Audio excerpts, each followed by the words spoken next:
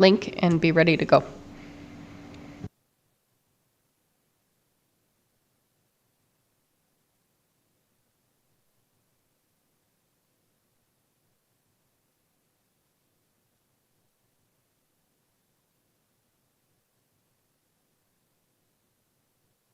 We good? Yes, we are good now. All right. It's 9:08 a.m. on Monday, December the 1st. It's amazing how time goes along here. So this is a continuation of the hearing on roll number 4460100. I'll just briefly read it in again, just for the purposes of the recording, since it's a different day and a continuation of the hearing. So the owner is Collective Assets Ltd. The address of the property under complaint is 1010 24th Street Southeast in High River, Alberta. The complainant is Northern Property Tax Advisors. The assessment under complaint is $7,685,300 on the roll. Now, we have, we'll introduce the parties again. I think those are the correct numbers, at least the starting point that we established on Friday. So we started this hearing on Friday. We got through the complainant's submission and the respondent's submission and questions, unless there's anybody's had an epiphany over the weekend and has further questions. Mr. Hazard. I did have, yes, thank you, Mr. Chairman. I did actually have a question in going through my notes that wasn't asked. It was related to the sale, if I may. Before we get into the rebuttal piece, it should only take a couple of seconds for that, if that's okay. That's fine. Yep, we can do that. So that's where we haven't got into that piece yet. So we'll just sometimes something comes up as somebody thinks about something after the fact. So that's fine. We can take down your hand now. We'll just. Yep, perfect. Yep. And I guess that leads us to an introduction, just to make sure that we know what we've got in front of us today in terms of parties. This is a hybrid session today. It was a hybrid session on Friday with Mr. Izard attending virtually and all other parties in council chambers. It's a little different today. We have a hybrid session again with most of the parties in the in council chambers, with the exception of Mr. Izard as the complainant, and one of the panel members, Ms. Clements, and myself as chair in remote participation. The other panel member is in council chambers, and as is the respondent. So what we'll do is just to begin.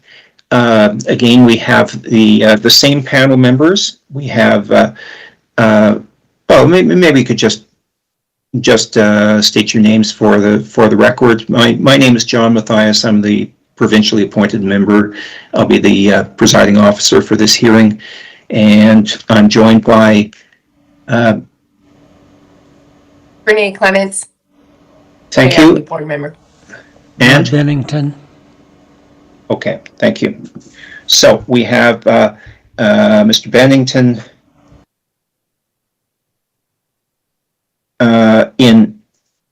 who's in person. Ms. Clements is online. And then we have for the complainant today. Yes, advocating on behalf of the taxpayer is Northern Property Tax Advisors, and representing Northern Property Tax Advisors today is Andrew Izard, I-Z-A-R-D. Okay. And for the respondent today. That's Stuart Dalrymple, respondent for the town of High River. Okay. And you're in person. Yes, that's correct. And we have And do we have observers today as well? Yes, Brandon Garner, Assistant Assessor for the Town of High River. Okay. All right. All right, just I think that that covers it off there.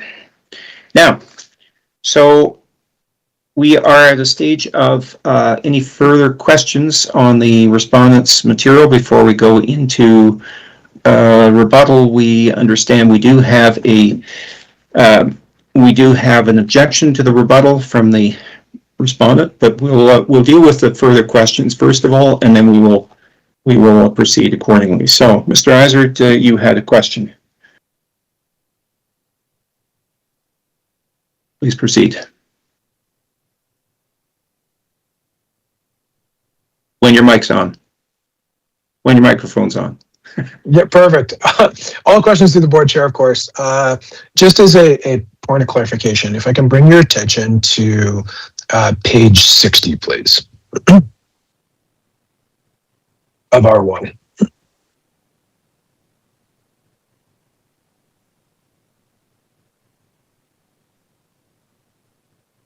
All right.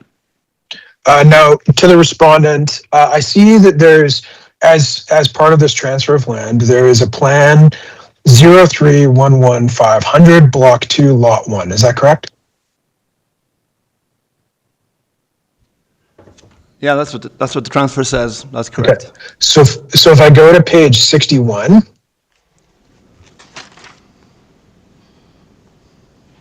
so I can see that there's the seller certificate of transfer includes 0311500, block 2, lot 1, which is the second entry at the top of the page. And if I go back to page, and that's correct, right? That plan block lot number shows up there? Is that a question? Yes. Yep. Yeah, it looks like the first two parcels, yeah, are referred to by plan block lot. Okay. And so if I can go back to page 60, I just want to clarify again. So 0513629, block 7, lot 3. That also shows up on page 60 as the S61 as the third entry. Is that correct? That's correct. Okay. So I'm just curious as to where the first entry, plan 0121370, lot 9A, is and why there's no accounting for that in your materials. Yeah, it's a good question. My experiences with the reading of transfer documents, those properties that contribute to the value is shown on page 60 at 8,738,012. The parcels shown are the ones that are contributing to value, and the ones on the second page, I don't know what they are. I'm not sure what that 0121370 is. But those, my experience, and I've been doing this for a few years, my experience is that the parcels that contribute to value are shown on page 1, with the value directly underneath it. If it contributed to value, it would certainly say it, and if it doesn't, it would. If it contributed to value, it would certainly have included it on page 60. Okay, so I'm just trying to confirm, page 61 forms part of the land transfer document, which is registered on page 59, is that correct? As 2212000481. Is that accurate? So how I read it, Mr. Izard, is the transfer of land. It says on page 60, it says transfer of land and refers to the first parcel and the second parcel. And it's signed, that has the value, the purchaser of collective assets, and all the comments in the bottom dated the 2nd of September 2022, signed. That page is finished. That concludes that page. And on page 2, that's 61, it says this is a seller's certificate. So the two properties on the front, they are the ones that contribute to value. The second page is a seller's certificate. Has no reference to the final total selling price at all. Okay, so I just want to, and again, maybe if we could just stick with the question. So page 59 is the Alberta Government Services Land Title Office registration for the land transfer document, which is 2212-00481. Is that correct? That's correct. And that includes page 60, 61, and 62. And you can see that registration on page 62. Is that correct? 62, that's the last page. Yes. You can see the registration number that's there, 2212-00481. Is that correct? Oh, sure, yeah. Okay. See that? So this document, page 61, forms part of the transfer of land, which includes 3 properties. Is that correct? I disagree. I need aware, and if there was evidence of that, like I said, those properties that contribute to value are shown on page 60, and if it's part of this transfer document, if it contributes to value, it will be shown as showing contributing to value. Okay, so the evidence unless there's substantial evidence to prove otherwise. Because it's listed, that doesn't on page. Because that's listed on page 61, it doesn't.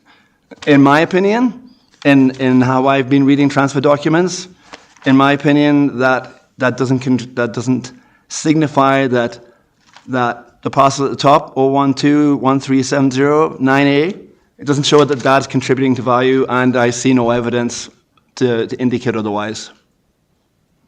Okay. So that does form part of the transfer agreement, which is what's registered on title at the land titles office. We're agreed with that. Is that? It's mentioned on 61 as a seller certificate, yes, but it's not. Okay. On record, it doesn't contribute to the total value of 8 million and change on page 60. Has the town received the purchase and sale agreement for the purposes of these properties? Can you repeat the question, please? Has the municipality requested the purchase and sale agreements of all 3 of these properties? We never do that. We never ask for the offer to purchase for properties. We refer to the transfer document in all cases. The offer to purchase is not a legal document that we use for assessment purposes. I didn't ask. That wasn't what I asked. I'm just simply asking if you've requested the information. Was an RFI or a request for information submitted to the taxpayer to provide an answer as to why a 3rd property was registered on the land transfer document? No, it wasn't. There was no need to. Okay, thank you. That's all my questions. All right, thank you. So just as a question arising there, so Mr. Dalrymple, as far as the question to the respondent, so the municipality gets the transfer document but doesn't review the sales document. Is that what you're saying? Thank you, Mr. Chairman. Yeah, we received the transfer document, but typically we don't ask for the offer to purchase. Okay. We don't. So, and can I offer some background information on that? Certainly.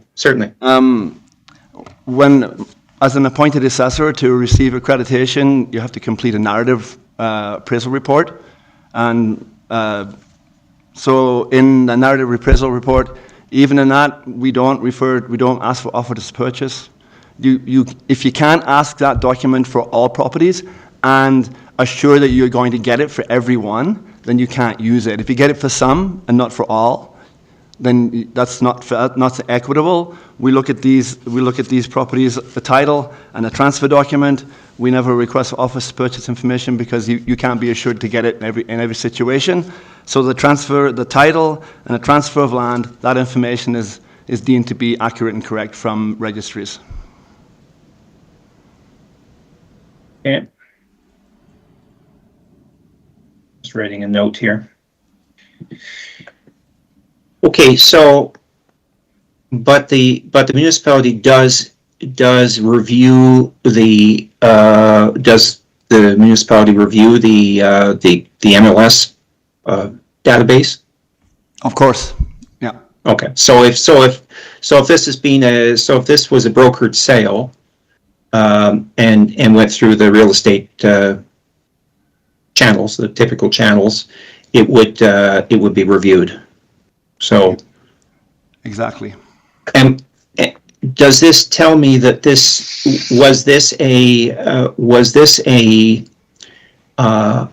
transfer of this property, was this a conventional brokered sale?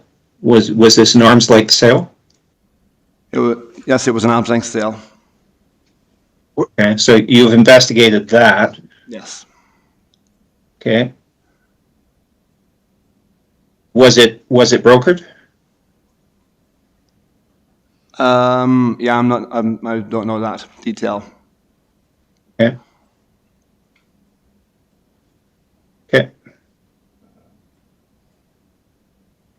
Okay. Any questions from the panel?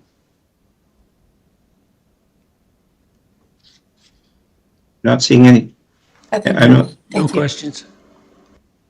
None? Okay. Follow-up question, Mr. Reiser? Yes, thank you, Mr. Chairman. So maybe just to follow up on Mr. Mathias's question. So the town reviewed the sale and concluded that a retail office building in Grand Prairie didn't contribute to the value of this transaction? Like I said, thank you for the question, Mr. Complainant. Through the chair, that property is not listed on page 60 as under the transfer and the transfer of land. It is on the seller's certificate. Those The seller possibly contributing value are on page 60.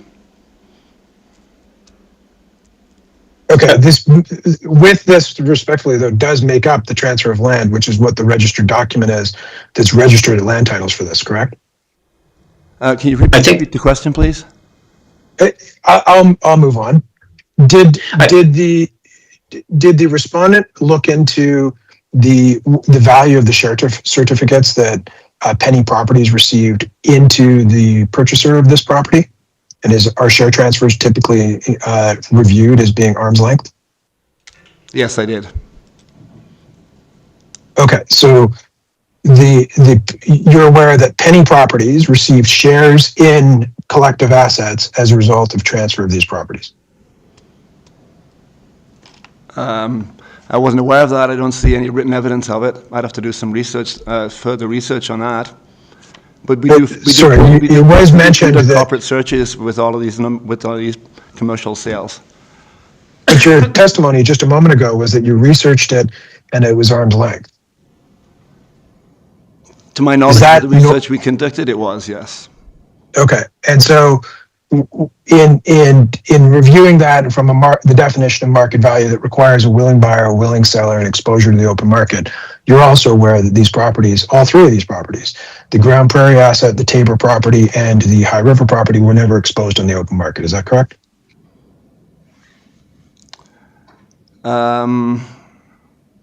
We don't conduct that research. Our main research is to ensure that it's an arm's length sale, that there's no whether it's on the market. It could be a private sale. It could have been. I don't know. We don't do that research. Was it on the MLS? Was it a private sale?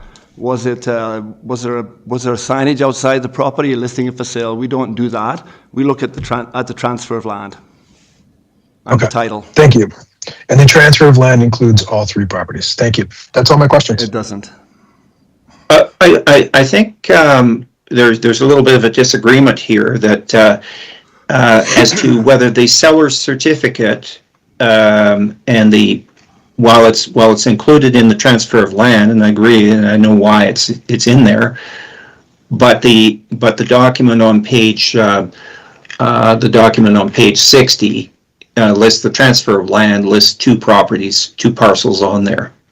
I think there seems to be a disagreement on there, and what the evidence that we have is that there's two parcels that transferred for a value of $8,738,012 or $738,012. I would imagine that that's not the actual value on there. There may be some adjustments on there, maybe for taxes and whatever. It looks like it's an odd number on there, but it appears that this is for these two parcels on there. The seller certificate, they may have signed one seller certificate for 3 different parcels.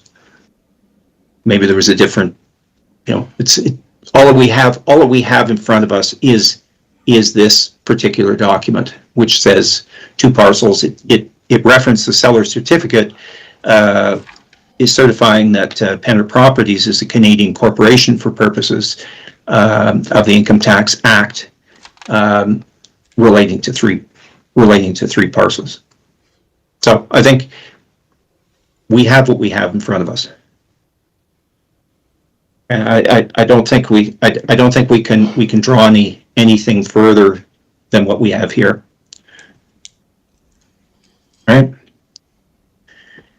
Okay. I think we should move into now rebuttal. We have a rebuttal that has been presented by the complainant. We would mark that as document C2.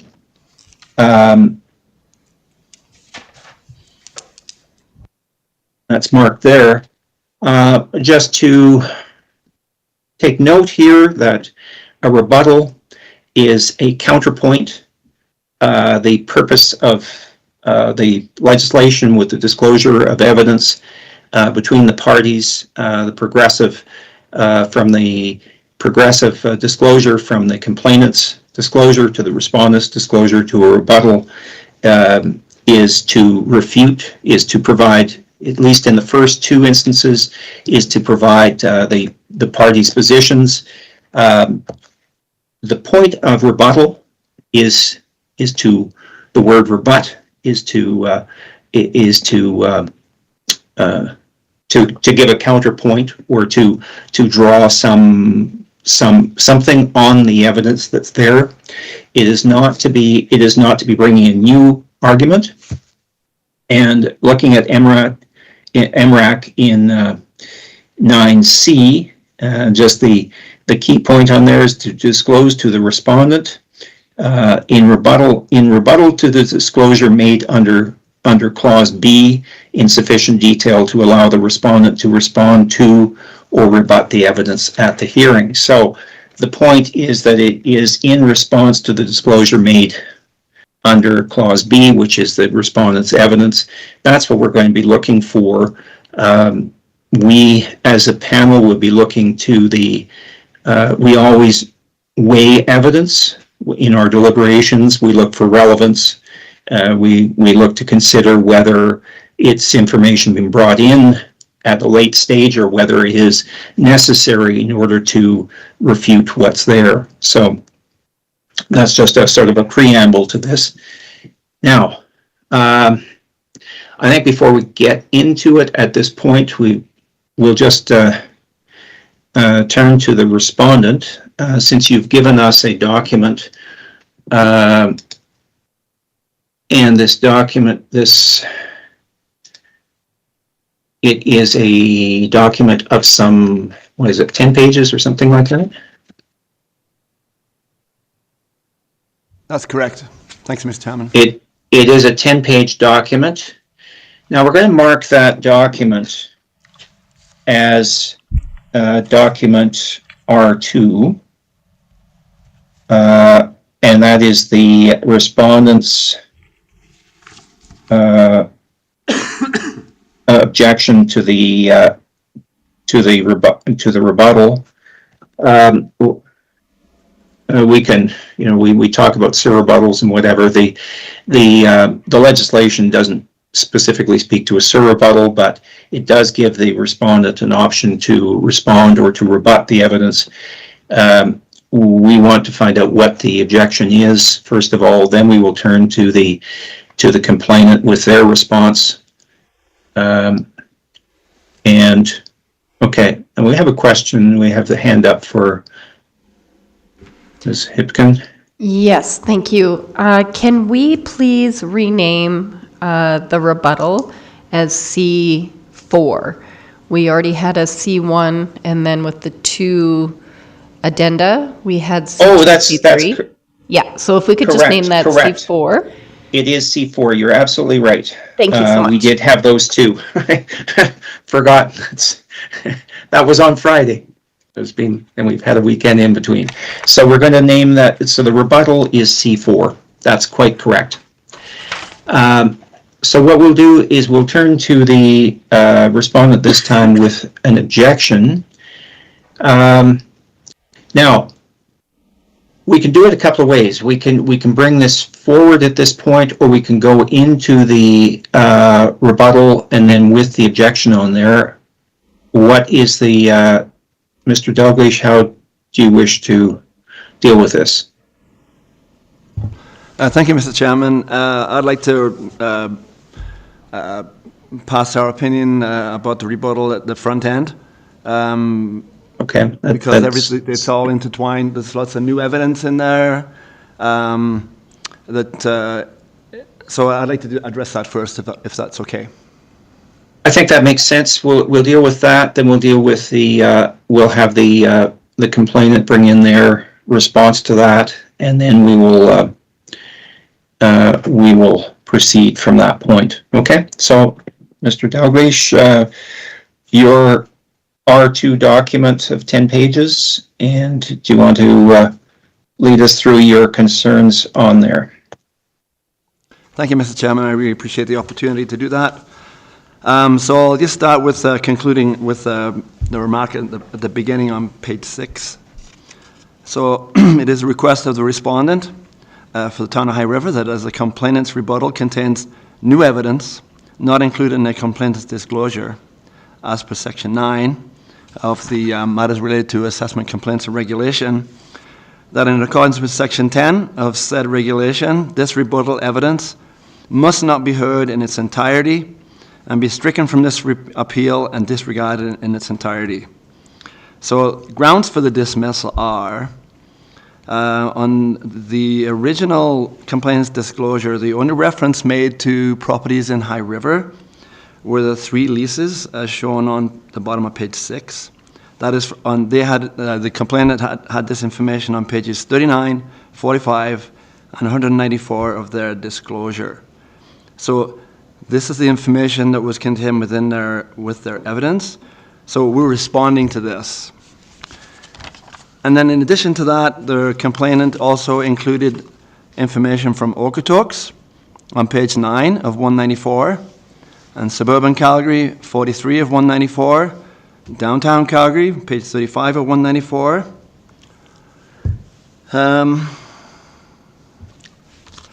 So that was their argument, pretty much, or their position regarding the Western Financial Building under appeal.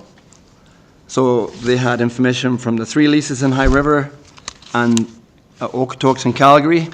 And on page 8, page 8 contains the complainant's disclosure. It's on page 6 of 194 of the complainant's disclosure. And within this, most of it, this is just, I found the best way to compare the complainant's disclosure to their rebuttal was just to use this as a form of reference. So a significant portion of this was regarding Calgary. AA buildings, most of it was certainly heavily weighted on Calgary data. And then on page 9, this will be the summary of evidence submitted with the complainant's rebuttal. And then we're into substantial detail with regards to comparable properties that the complainant wants to bring forward, new properties. And it's not just new properties, it's a complete new position regarding lease information, considering these new properties as comparables to the subject. And basically the position of the respondent is if this information was so critical in the complainant's argument about the valuation of the subject property in High River, obviously this should have been contained within their original disclosure. Well, I guess that's irrelevant, I suppose, we're responding to what they submitted originally. 3 leases in High River, Okotoks data, and Calgary data. We responded to that. And I might add, the complainant, maybe this is the inappropriate place to do this, but the complainant brought complaints or concerns about the transfer document and the seller certificate. If that was significant about the value, I would expect that to be in here, right?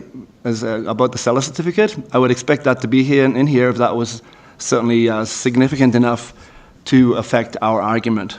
So enough said about that. So on page 10, just to summarize the summary of evidence provided in the complainant's original disclosure. Obviously, listing of Okotoks sales, suburban Calgary downtown, very little reference to High River, 3 leases, and no specific addresses. For all I know, they could have been downtown. But we did respond to that. So we responded. We didn't respond to Okotoks, suburban Calgary, and downtown Calgary, because that's not, it's, for obvious reasons, it's in our disclosure. In the summary of evidence, in the rebuttal, absolutely new evidence included. Significant weighting of evidence in High River data. Discussion about the lease rate subjective to the comparing other properties in High River to the subject property that we don't, well, we'll get into that. A discussion of lease rates of other property types. Inclusion of multiple new properties, grocery stores, bank, medical offices, multi-unit buildings, large box stores. As we reiterated, if this information were so important, it's not, it ought to have been brought up in the original disclosure, and we would have probably had an ample opportunity to respond to that, whether it deserved our response or not, with regards to the subject property, but it should have been included in the original submission. That it's included in the rebuttal is not, in my understanding of the complaint process, that's not, that it should have been in the original package. And it's new information. There's also a study about the 2025 neighborhood box and retail, the City of Edmonton, as well as Sherwood Park and Strathcona County. And I just want to also say new evidence. I remember, if I may say this, Mr. Chairman, in my original disclosure, I so much as wanted to make a reference to Google, and the complainant immediately said, new information. And that was nothing. It was a quote from about using the sale price per square foot. We're talking about including brand new evidence. So the argument has to be fair on both sides. If I can't even make a reference to Google, how can the complainant bring up brand new information from a completely different perspective? So that's just our position. So in conclusion, if the multiple new properties, as well as the argument and jurisprudence included in the complaint submission were so important in the discussion of the subject property, they ought to have been included in their evidence submission. Accordingly, as per Section 10B of the Matters Relating to Assessment and Complaints Regulation, due to the inclusion of this new evidence, the board must not hear any evidence, and I'm not telling the board what to do, but I'm just saying that's what the regulation says. The board must not hear any evidence contained in the complaint's rebuttal. And further, throughout the complaint's rebuttal, references are made to the new properties included, making it difficult to include only certain portions. I admit there may be certain portions in the discussion which are actually good discussion and good for rebut to take place. We're all over that. Like we're up for to debate different points. But because the inclusion of new property is included all over the rebuttal, I don't think it's appropriate to even discuss the document at all. So for this reason, the request is for the dismissal of the rebuttal in its entirety, including the argument and jurisprudence. Thank you, Mr. Chairman. Thank you. Just going to make a note here.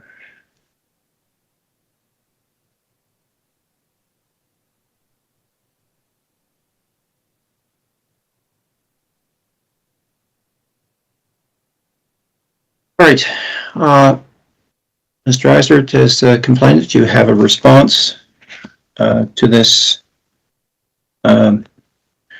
document that we've marked as R2, we will mark your response as our document. Well, we've marked the rebuttal as C4. We can mark this as C5.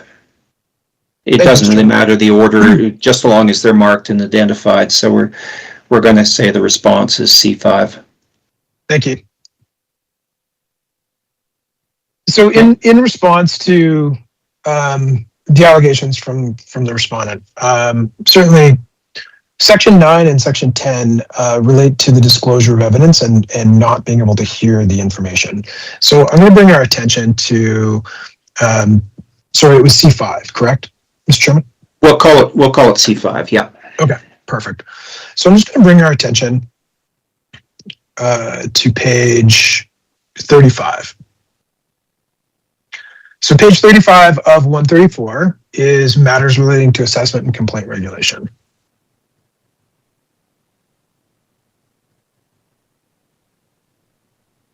Right. And on page 37 is the disclosure of evidence. And Mr. Mathias, I know from your experience, you're very familiar with this, but for the panel members, the disclosure of evidence in this section, under Section 9, Sub 1, a complainant includes an assessed person who is affected by a complaint who wishes to be heard at the hearing. And under Part 2, if a complainant is to be heard by a composite assessment review board panel, the following rules apply with respect to the disclosure of evidence. Now, under 9.2 Sub A, that's where the complainant submits their materials 42 days in advance of the hearing, in sufficient detail to allow the respondent to respond. And that's provided under Section 9.2 Sub A Sub I. Now, if the respondent wishes to disclose documentary evidence, they have the ability to do so under 9.2 Sub B, which states that the respondent must, at least 14 days before the hearing date, disclose to the complainant and the composite assessment review board the documentary evidence, a summary of the testimonial evidence, including a signed witness report for each witness, and any written argument that the respondent intends to present at the hearing in sufficient detail to allow the complainant to respond to or rebut the evidence at the hearing. Now, I would note that the respondent has made the reference to the comment about Google. And nowhere in the respondent's evidence was Google referenced or some reference to definitions that were being suggested at that time through the respondent's own materials. So that's something that should have been included in the respondent's summary of testimony. The distinction here is that in Section 9.2 Sub C is that the complainant must, at least 7 days before the hearing, disclose to the respondent and the composite assessment review board the documentary evidence, a summary of the testimonial evidence, including a signed witness report for each witness, and any written argument that the complainant intends to present at the hearing in rebuttal to the disclosure made under Section 9.2 Sub B, in sufficient detail to allow the respondent to respond to or rebut the evidence at the hearing. Now, it doesn't include any new documentary evidence, but respond or rebut to is cross-examination, make legal argument, those sort of things that it has that ability to. And certainly we've included decisions from Rizzo Shoes, the construction of statutes by Sullivan, and Bon Secours. But I would note that Section 10 of MRAC, and I'm going to go to Section 10. Section 10 states that issues and evidence before a panel, a competent assessment review board must not hear any material in support of an issue that is not identified on the complaint form, which is not what we are discussing, any evidence that has not been disclosed in accordance with Section 9.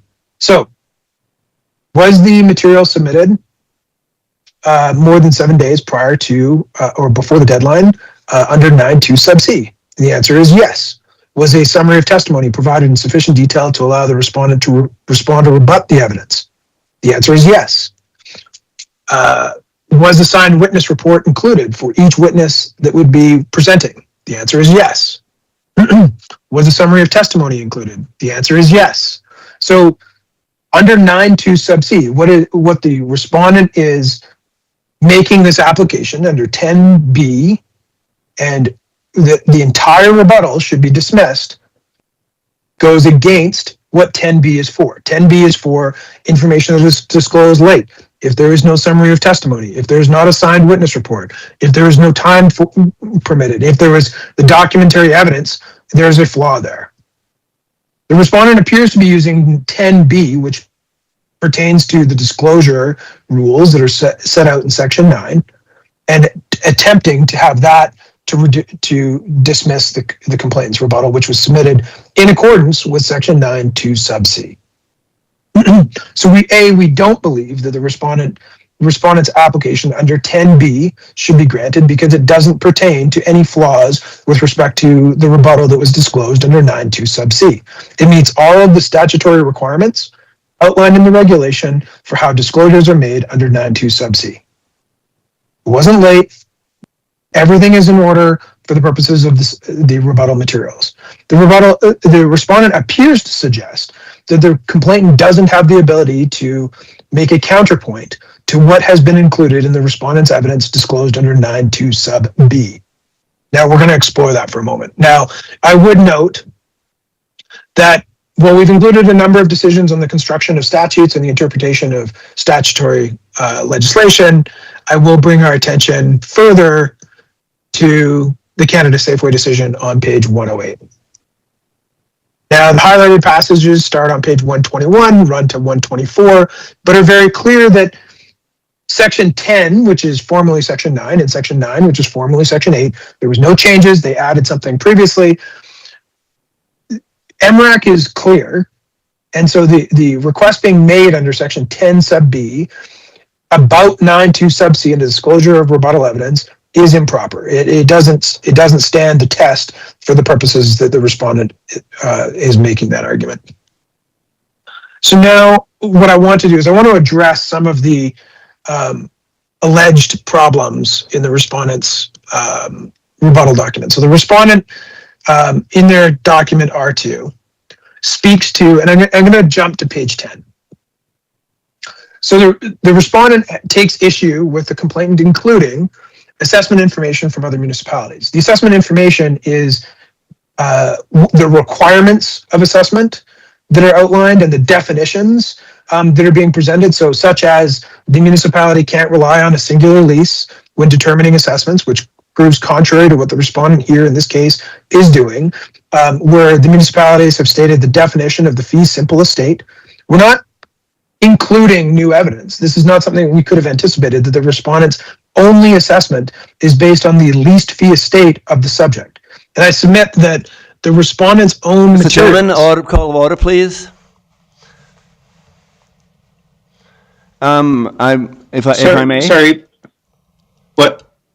Well, I missed think what the your question statement was. regarding the complainant seems to be discussing stuff that was in the disclosure and not referencing the rebuttal. Like we're talking about, like the complaint's talking about leasing and matters of that nature, and I thought we're talking about our issue with new evidence being presented. It seems like we're talking. It's getting quite wide, this discussion. Okay, I think I'm going to let Mr. Izard go through his response. You can have questions or whatever on that. We're going to limit it as much as possible. We understand the importance of rebuttal and the importance of the of adherence to MRAC in the disclosure under Section 9 and Section 10.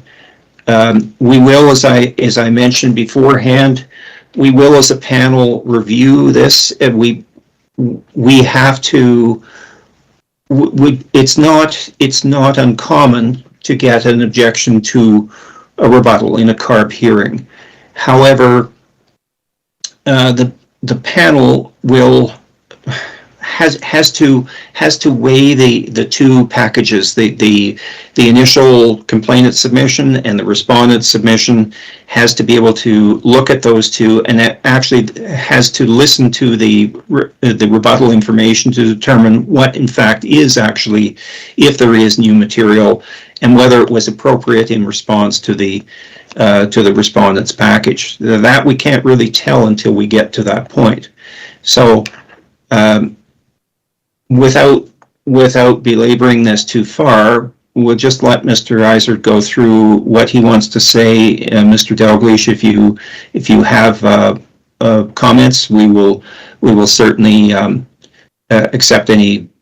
I'd say we'd accept a comment afterwards, and then we'll proceed on from that point. So we understand your concerns. Your concerns are noted. The panel will, as I say, we will weigh the evidence in our deliberations in any case, and we will note your objection, and we will consider it in that light. Thank you, Mr. Chairman. I appreciate that. All right. Okay. So Mr. Isaac, you can continue. Sure, thank you. So again, touching on what the respondent has included as their issues with the rebuttal on page 10, I'm just trying to address these points that the respondent has taken issue with. And so the respondent talks about the inclusion of neighborhood power and box retail for the city of Edmonton. It's only definitions and the responsibilities of the municipality that we've included. It in response to the respondent's use of the leased fee estate in their valuation. And so that's the purpose of that rebuttal. And so the examples from Sherwood Park and Strathcona County, which is Sherwood Park, and the city of Edmonton are only to provide definitions and what the responsibilities of the municipality are in determining an assessment, and how one lease does not make a market, and that an assessor must not value a property based on one lease or on the leased fee estate, which runs contrary to the position of the respondent in this case, which the respondent has relied on a lease registered on title from 2006 for the purposes of the assessment of the subject property. So in dealing with that component, that is what we are rebutting in that context. The respondent has also provided in their materials the leasing table on the foundations of how the leases were determined for each type of asset quality in the municipality. We have rebutted that, illustrating that at no point where if something is called good, is it assessed on the basis of what a good rate would be for a large format store or office, etc., as we will identify in our materials. And so the consistency that the respondent talks about, or the reasonableness that we've heard from the respondent, is actually not what's being applied to other properties in the municipality. In fact, where something is called a large good retail, it's assessed at the average rate of 11. So it's showing that where, and this question came up, where the subject is as an excellent quality, the respondent has indicated what rates those are at, doesn't match how the property is assessed, how it's being proposed as a new rate, and certainly that doesn't align with how they've treated other properties on the table in the municipality. So the chart, Mr. Isaac, is this in your response? Yes, do you want to direct us where that is in there, or is this commentary? This is commentary related to page 10. So the challenges that the respondent has on their page 10 of R2, where they've indicated the inclusion of multiple new properties in their disclosure. The complainant obviously had access to this information. We could not have anticipated that the respondent would present a lease study which states that these are the foundations for how assessments are prepared in the municipality, when property records are not prepared on that basis anywhere in the municipality, and they don't arrive at the same conclusionary statements. So we're rebutting that information. We're not trying to provide new information for the purposes of the hearing, outside of disproving that the respondent's leasing table is incorrect, or lease summary table that was provided on their page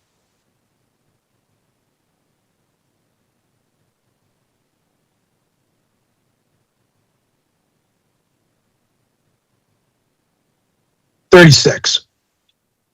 And we reference this document multiple times. We tried to find information that would support any aspect of how this page 36 was derived, and we could not find how R136 was confirmed based on any details within the municipality.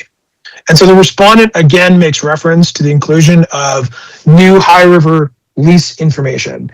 We included additional leases to disprove that point. The board doesn't have to rely on that for the purposes of rebut or for additional information. It's simply that we could not find how the rate of $16. Excuse me, Mr. Chairman. I got to put my hand up here. We're going right into the rebuttal. What's this? I'm not going into the rebuttal. Yes.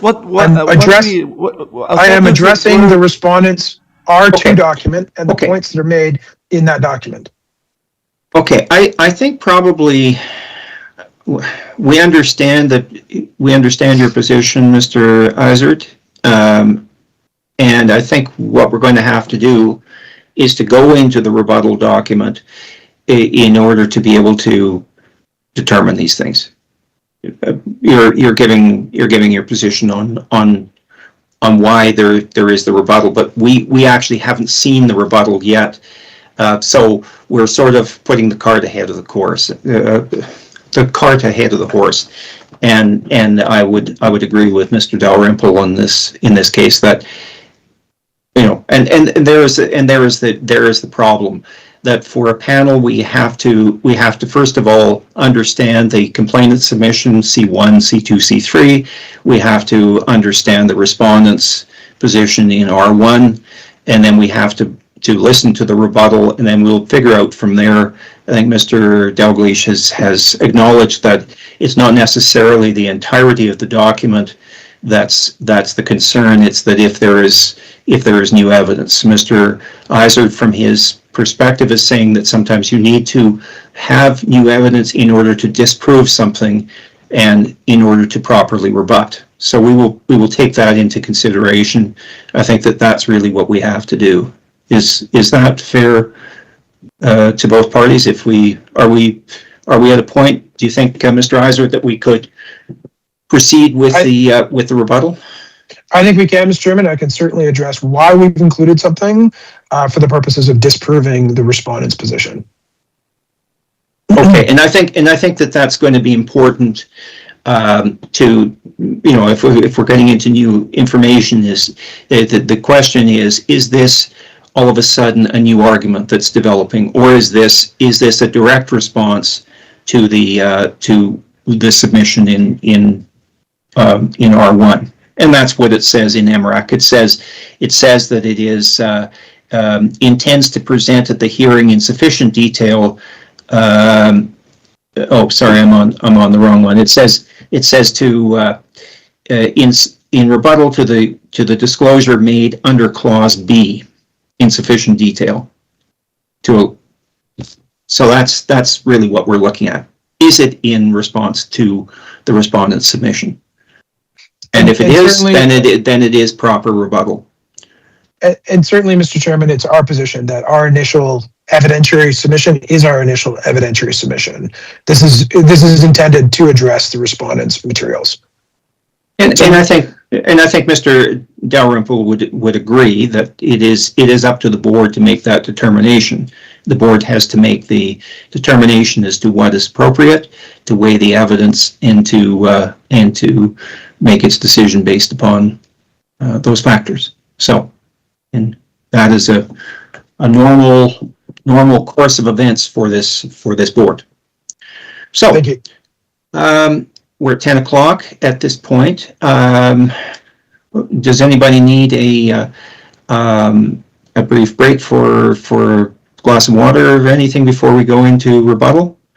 Or because we normally take a mid-morning break around 10:30, but I don't know how long this is going to take. Sure, Mr. Chairman. I think most of so there's some legal argument that we've included, which is stuff that we've already kind of addressed, starting on page 81. So the document, while it says 228, is 80 pages roughly. So I anticipate that I should be able to be completed by roughly 10:30, potentially sooner. Okay. So you figure it's about half an hour to go through your rebuttal? Okay. I do. All right. Well, then I think unless there's any objection, we'll proceed at this point, and then after that, it's probably a good time to take a break. It's a natural point. It's at 10:30, and the respondent may have some questions on that in any case. So I'm anticipating that will be the case anyway. So let's proceed. So we've marked that document. The rebuttal document is C4.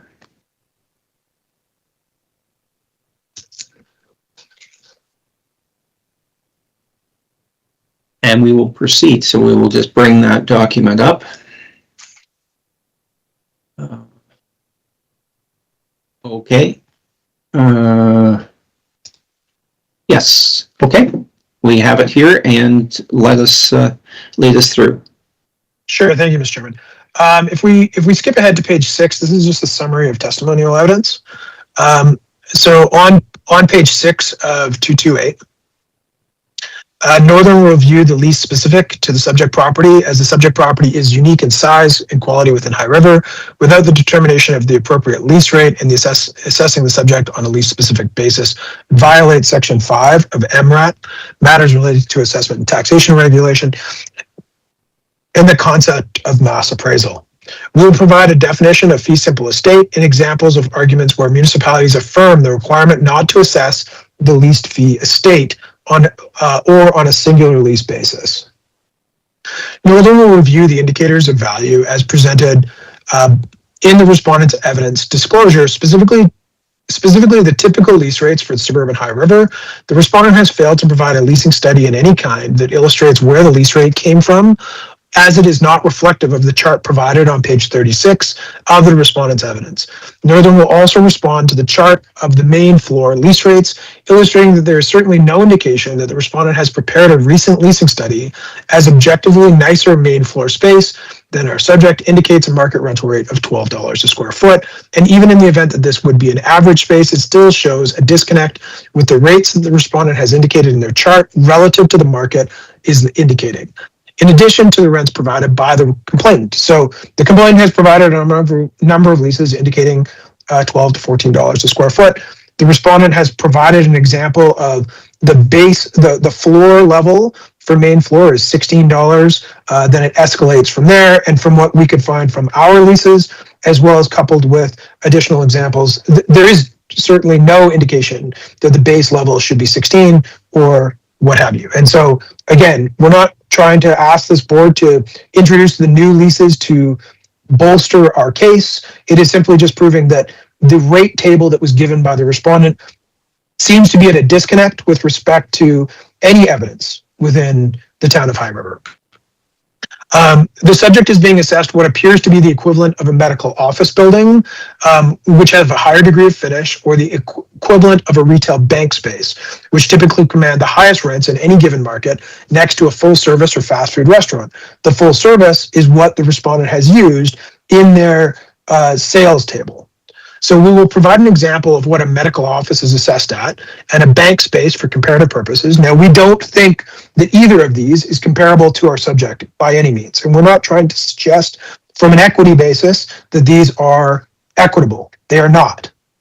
And how this aligns with the respondent's chart, or how they've determined the rates on the chart that was provided, and illustrate how superior and dissimilar these spaces are from the subject. We will illustrate that the spaces at $20 or $22 are certainly much newer, contain drive-throughs, located on the highway, and in the case of BMO, a corner lot. The accuracy of the rates presented and their indication of the quality on the space is not aligned to what our subject property is. So, absent any equity comparison that we have asked of the respondent, a singular example within the municipality of office at a main floor rate assessed at either $20.50 or $19.50, the respondent hasn't provided anything. They've just said these rates in this table on page 36 represent the foundation of the rates that are provided in the municipality. And they provided average, good, and excellent, and the rates associated with them.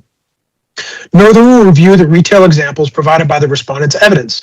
When we compare their findings to similar sized buildings, it is indicative that the value applied to the subject is incorrect and that the quality rating is not only inconsistent, but also not congruent with the property under appeal and not fair and equitable relative to the treatment of other properties. For example, a similar size structure with new construction and high exposure is assessed at $126.40, not accounting for the mezzanine, or for half the value applied to our office building.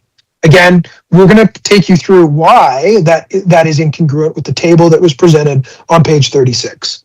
The $20 rental rate applied to the subject is akin to what is being applied to a medical office, not generic office space in High River. Additionally, the rate of $20 is for 1,100 square feet. Our subject is 30,000. So while we heard from the respondent that size is a consideration, we note that 1,100 square feet is significantly less, but it's assessed at the same, and the quality of the space internally relative to what we've talked about is certainly materially better. Again, we don't believe that this is an equity comparison at all, and we never would have alluded to the fact that this was an equity comparison. But it's what the respondent has presented in their leasing rate table. We'd further submit that in the respondent's sales, 204 Center Street is likely the closest comparable transaction, which indicates that the value of the property, like the subject, should not exceed $155 a square foot, which is tantamount to our requested value. The only indication for a value of over $200 per square foot is a full-service franchise restaurant, which is hardly comparable to a 30,000 square foot office building. And we're referring to the respondent's sales tables, which only includes retail properties. So the respondent has only included retail properties to compare to our office property. Then when we introduce, or when we take into account what retail properties are actually assessed for that are similar in size to our subject property, they're actually below what we're asking for. So, Mr. Chairman, the next pages 8 through 11 were already disclosed in C1. Pages 12 and 13, again, already included in C2. And we've been through this, which is our requested calculation on page 13, and it has the table that was included previously. Now, I want to bring our attention to our evidence and argument, and specifically to the leasing response. Now, on page 15, the respondent makes reference to the determination of the lease rate specific to the subject property. Now, as the subject property is unique in size and quality for High River, the determination for an appropriate lease rate is necessary. As shown below, for the 2024 assessment, the lease rate is $20.50 was used. By assessing the subject on a lease-specific basis, it violates MRAT and the concept of mass appraisal, specifically as outlined in Section 5 of MRAT. Now, we've included MRAT for the purposes of comparison on page 17. Now, again, mass appraisal is defined as the means of process of preparing assessments for a group of properties, not a singular property, a group of property, using standard methods, common data, and allowing for statistical testing. The subject property has not been assessed on that basis. And the respondent made reference to the median assessment ratio. That deals for a group of properties and their sale prices relative to their assessments. The subject property was not, as we heard, part of that sales analysis because it was not brokered. It was a share transfer. It involved multiple properties outside of the jurisdiction. And so in the Quality Minister's Guidelines, the Alberta Assessment Quality Minister's Guidelines makes reference to why you would exclude all of those transactions for the purposes of determining market value. And market value is defined as between a willing buyer and a willing seller with exposure to the open market. Now, under mass appraisal on page 18,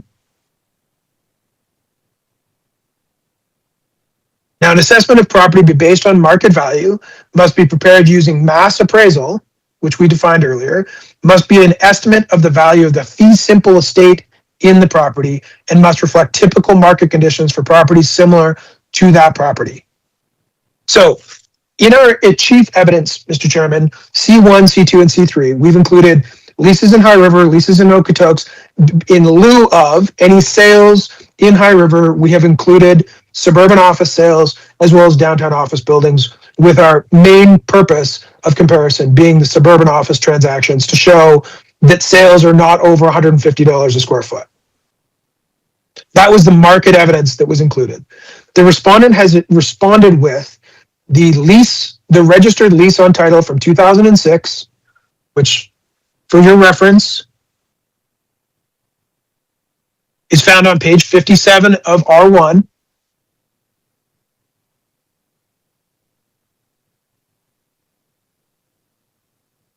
And then is referenced again by the respondent as their chief evidence in chief for the reason for the revision based on only the lease information provided. And that is the analysis provided on page 38 of R1. Mr. Eisner, maybe you can just sort of slow down a little bit because we're just Sure. trying to follow. We're trying to follow. You're speaking very quickly, and we just want to be sure that we're on the right page here. Understandable. I'll start again. The respondent in their materials bases their assessment on the leased fee estate in the subject, which refers to the registered lease on page 57 from 2006,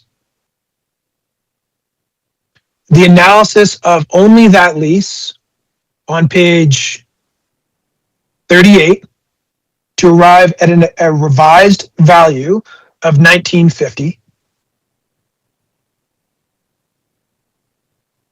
And again, you can see the details there from 2006 and the associated step-ups of that lease as the basis for why this assessment is different than everything else.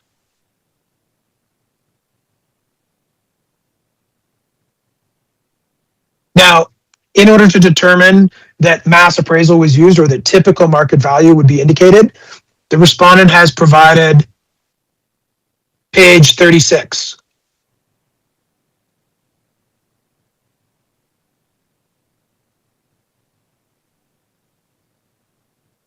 As a list of rates that would be used for the purposes of determining assessment, of which our subject property does not fall into any of those categories, either before or after the revision, of which the revision is based entirely on the lease specific information from 2006 for this property.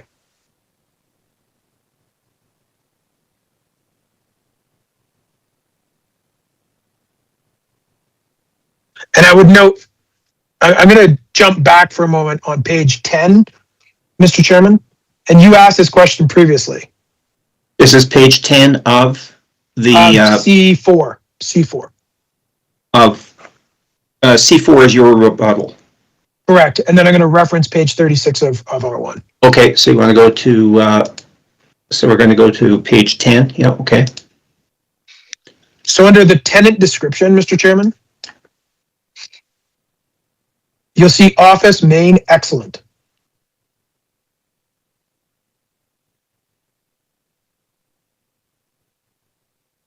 And if we go to the town submission on page 36, and we're going to deal with this page a lot in our rebuttal, but on page 36,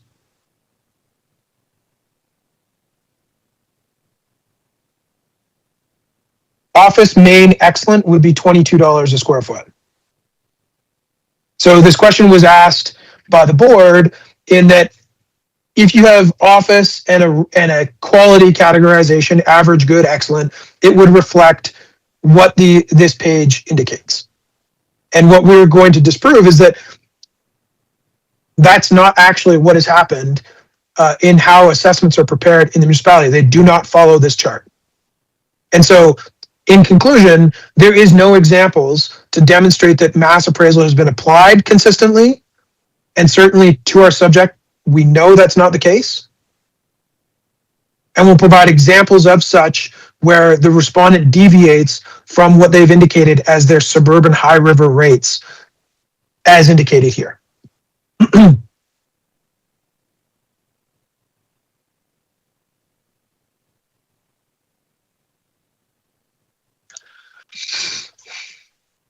So that brings us to, if we bring our attention to, oh, and sorry, I would note, we're going to get to this in a moment, but if we turn to page 20, we just have the respondent's cover page, and then page 21, which is the respondent's page analysis of value, so to speak, on page, sorry, this is in C4, and I apologize for jumping around.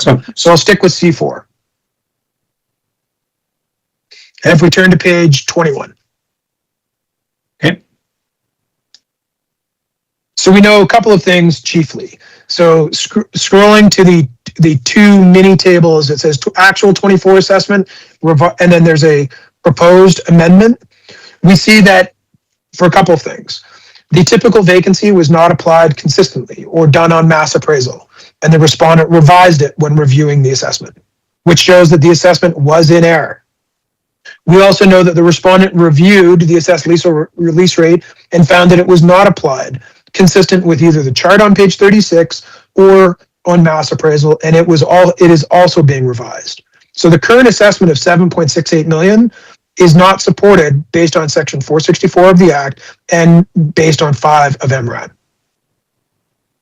And so the value before this board has been amended to 6.9 million, of which the only evidence from the respondent in support of that new figure is the actual lease information from 2006. And the respondent makes reference to at the top of the page the appraised value, which again, and I'm going to make a quick reference to R1, page 29.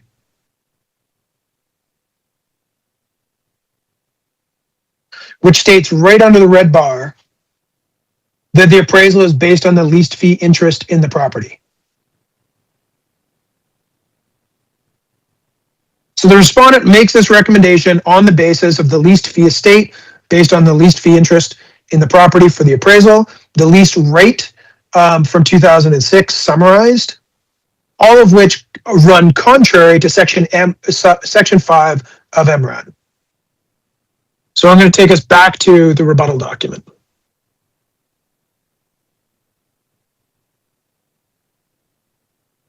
We also saw in the respondent's material, it was the sale price less a current assessment, so 2.5 years later, of a property in Tabor. There's no analysis of where those values came from. Sales that occur where it's a portfolio sale, including properties outside the jurisdiction, are not used based on the requirements within the quality minister's guidelines and the reporting and recording information guide, which forms part of MRAD. The municipality cannot use those for the purposes of determining value in their assessment. That's why it did not form part of the audit process, and the value that was included only ran up to $2.2 million for the purposes of their audit process. So, what does this page show? It shows A, that the assessed value is wrong. Then the onus is on the municipality to demonstrate what the correct value is, or certainly defend a different value. The defense of that value, it needs to be done on the fee simple basis, not based on the leased fee interest from 2006. And that's what the respondent has done. So we bring our attention to page 22.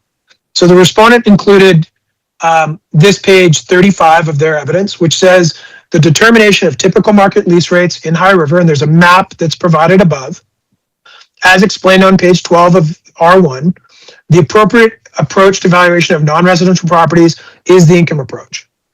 To best determine lease rates, requests for informations are requested to properties leased with the information and then reviewed for typical rates. Now, typical rates follows the context that we're talking about in section 5 and subsequently used in the annual assessment process. The following table is the guide to the range of lease rate range of typical lease values we use in the mass appraisal process, ensuring consistent and equitable assessment. So in reading this, we assume that the information that's provided on page 36 or the following page would be consistently applied for mass appraisal purposes throughout the municipality based on the quality and the lease rate that's applied to each space. And we find that that's not accurate. Because why was a sample leasing study not provided? Now, there are ways of including information that would allow a data set to illustrate where a rate came from while protecting the confidentiality of those ratepayers. I've conducted many thousands of hearings in the province, and certainly that is done very consistently, as this board is probably well aware. So why was that not included in evidence? Why was there not a single comparison to another office building where the lease rate applied or the rental rate applied was $20.50 like the subject, or the new rate of $19.50? And this is on that watermark portion at the bottom of page 22. In fact, there was no evidence from the respondent that was provided to either support or affirm the property was assessed fairly or equitably relative to similar and competing properties in the municipality. Not one example or lease to suggest that the municipality has followed either the legislation or the requirements of the fee simple estate other than to prepare a leased fee estate value, which runs contrary to the regulations and the requirements of parts 9 through 12 of the Act. The municipality is required to prepare an assessment on mass appraisal that allows for statistical testing using common data and be prepared using common data and applied under the concept of the fee simple estate valuation, not a leased fee approach like the respondent has done here. So what we have done is we provided an example. Now, this is not how the city of Edmonton does things. It's just a requirement within the regulations, and it's written up by the city of Edmonton. Now, I would note on page 23, it just says that the MRAT regulations establishes the valuation standard to be used, defines the procedures to be applied, and proposes objectives for the quality to be achieved in the preparation of assessments. The legislation requires the municipality to prepare assessments with represent market value by the application of mass appraisal. All assessments are expected to meet quality standards prescribed by the province in the MRAT regulation, and refers to the fee simple estate and typical market conditions. And it notes just below, there's a red box that I've highlighted below that defines the fee simple estate from the Appraisal of Real Estate 3rd Canadian edition. And it states, fee simple interest is absolute ownership unencumbered by any other interest or estate. The lease fee interest is the ownership interest held by the lessor, which includes the right to contract rent specified in the lease, plus the revisionary right when the lease expires. Leasehold interest, the interest held by the leasee, tenant, or renter through a lease conveying the rights or use of the occupancy for the stated term under certain conditions. Now, on page 57 of R1 is the registered lease on title from 2006, which conveys those specific rights and obligations. And you'll see that as the second entry from the bottom, where it says 2006 Caveat Lease Cavator Western Financial Group from February 22nd, 2006. That is the lease that is registered, that the respondent has made reference to in their documents, specifically that analysis on page 32. Or sorry, my apologies, 38.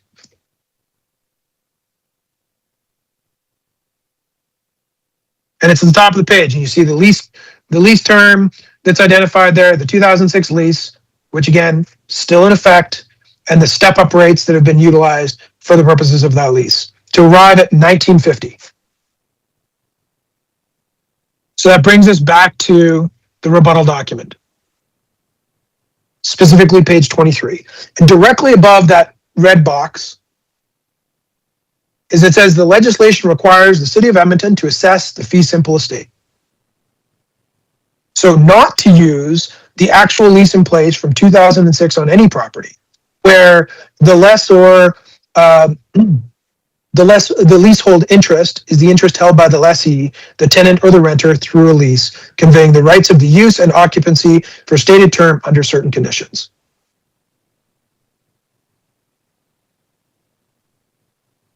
Now, an example of this is we've also included an excerpt from Strathcona County, which is Sherwood Park, on the use of a specific lease. Now, on page 24 of 228, and when I say that the city of Edmonton is required by the legislation, there isn't different legislation that applies to the city of Edmonton as it does to the town of High River, nor does it apply to any of the other 185 municipalities in the province. So on page 24, it is important to reiterate that the assessor is required to prepare assessment as prescribed in the MGA and matters relating to assessment taxation regulation AR 203/2017. That's at the bottom of page 24. Now, Strathcona County also identifies at the top of page 25 that section 5 of MRAT and the requirements that we've just discussed, and the requirements as stated above dictate that only one lease does not make a market, i.e., one lease is not reflective of market conditions. All leases from similar properties are used to determine a market lease. So again, that goes to the context, Mr. Chairman, that one lease does not a market make, which is the opposite of what the respondent is here trying to tell you. They are trying to tell this board that one lease does make a market, contrary to legislation, and that a lease signed in 2006 should be analyzed for the purposes of determining the current rate or the prior rate of 1950 or 2050 as notified. And so on page 26, Strathcona County goes on in this example, speaking about the requirements of the assessor. The MJA requires the assessor value leased properties as fee simple, not leased fee estate. The value of a leasehold estate may be positive, zero, or negative, depending on the relationship between the market rent and the contract rent. As stated previously, a property assessment requirements dictate that only one lease does not make a market. All leases for similar property are used to determine a market lease. It is imperative for the assessor to analyze all leases for similar property types to determine a market lease rate. Now, the other information that's not highlighted, not what we are dealing with here, but we didn't redact any of it. It's related to the lease details on pharmacies. So it's not particularly concerning for what we're talking about. But what we do have is if we turn to page 27.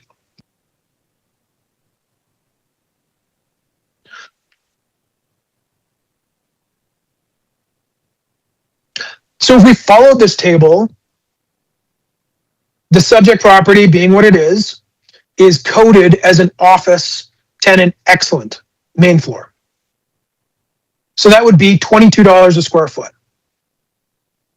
Well, $22 a square foot is what's applied to banks in the town of High River, with drive-throughs on corner lots on the main highway, which we'll show you here in a second. The subject is neither assessed at 22 as an excellent, which shows that it's not consistently applied on that basis. The rate of $20.50 doesn't exist on this table. 1950 further does not exist on this table. And if it did, it would be a variation of good, not excellent. And there's no analysis to drive us from what is excellent to good. Now, the respondent states on page 36, Mr. Chairman, I am taking more time than I thought I was going to, so I do apologize in advance. So we could probably, we should be able to take a break right after this section. It'll be just a couple more minutes here. Okay. These lease rates provide the foundation and framework from which the valuation of non-residential property is determined. And again, the respondent speaks to the consistency and equity between the similar properties, and how these lease rates made the valuation for the capitalization rates used in the suburban properties. While the respondent has failed to provide a leasing study illustrating where the lease rates came from, it is not reflective of the chart. We can only surmise that the subject is being assessed similar to medical office buildings, which have a higher degree of finish, generally command more in the marketplace than traditional office, like the subject, or bank space, as bank spaces are considered of the same quality. So the lease rate we're being assessed is similar to the medical office buildings, but the quality of excellent is what is being applied to main floor bank tenants, which typically command the highest rents in any given market next to a full service or fast food restaurant. We will provide an example of what a medical office is assessed at, even if it's under 2,000 square feet, to provide context and further support for why the rental rate is inappropriate. We'll also illustrate that the typical office space indicates counter to this position on how the suggested rent rates were used. We'll also provide an example of how the bank space is being assessed similarly to the subject, despite being newer, containing a drive-through, located on a highway, and a corner lot. This will rebut the accuracy of the rates presented, and certainly the rates indicated as quality of space indicates our subject is not of, quote, excellent quality as it's been assigned by the municipality. And so, Mr. Eisner, I think I've seen the batch of scrolling around. You're talking quickly, and everybody's trying to catch up to you. I believe you're at the bottom of page 27 now in the red box. Is that what you're? Correct. That is correct. Yeah. Okay. Just because this is being live streamed as well too, so we're just trying to satisfy everybody here. Okay. Perfect. And so I'm just on. So we've provided an example of, and again, the respondent goes into a number of retail properties. So we felt that this was appropriate is showing here's what a retail property with these are. And you'll see here in a second that the total value for the shopping center is 7 million, and it's broken down. You'll see the year of construction, and we'll get to that in a second. But the quality of good, I would note, again, going back to the valuation. So on page 29, you'll see large store good. That's indicated here. So the rate being applied is 11. Now, it's 34,000 feet, so similar to our subject. But I want to bring our attention back to page 27. So if we go to the bottom of that chart on page 27, you'll see large store, and you'll go to the top and you go to the good column and you go all the way down and you get $14 a square foot. The rate that's applied is 11, which is average quality. It's not good quality. So again, showing the inconsistency between the chart and how the assessments are prepared. Now, if we go to page 30,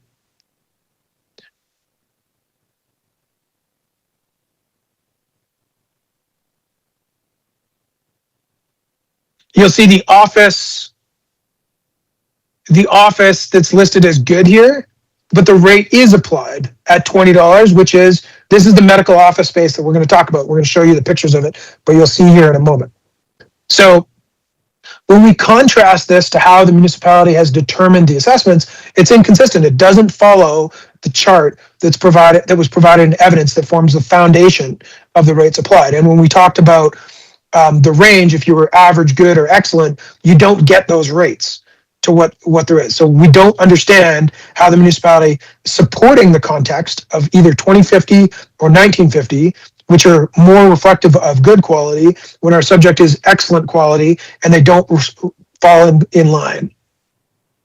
But I will point out that on page 29, for the co-op example, which is of a similar size where the cap rate's used, again, 8% is the vacancy rate used, instead of 7% that the respondent stated was typical. And 4% was used in our study, or for our assessment, and then corrected to 7%. Now you'll see here as well that the assessment of this property includes the upper, so that's mezzanine. When you adjust for mezzanine, you see that a 30,000 square foot retail building is actually assessed at $126 a square foot overall, using the respondent's typical methodology. We are at 256. And this is what this property looks like. It's newer. If this is what good is, or average as the rate applies, then how are we excellent when you've seen what ours is? Now, in terms of where this is located, on page 31, this is located right on the main drag.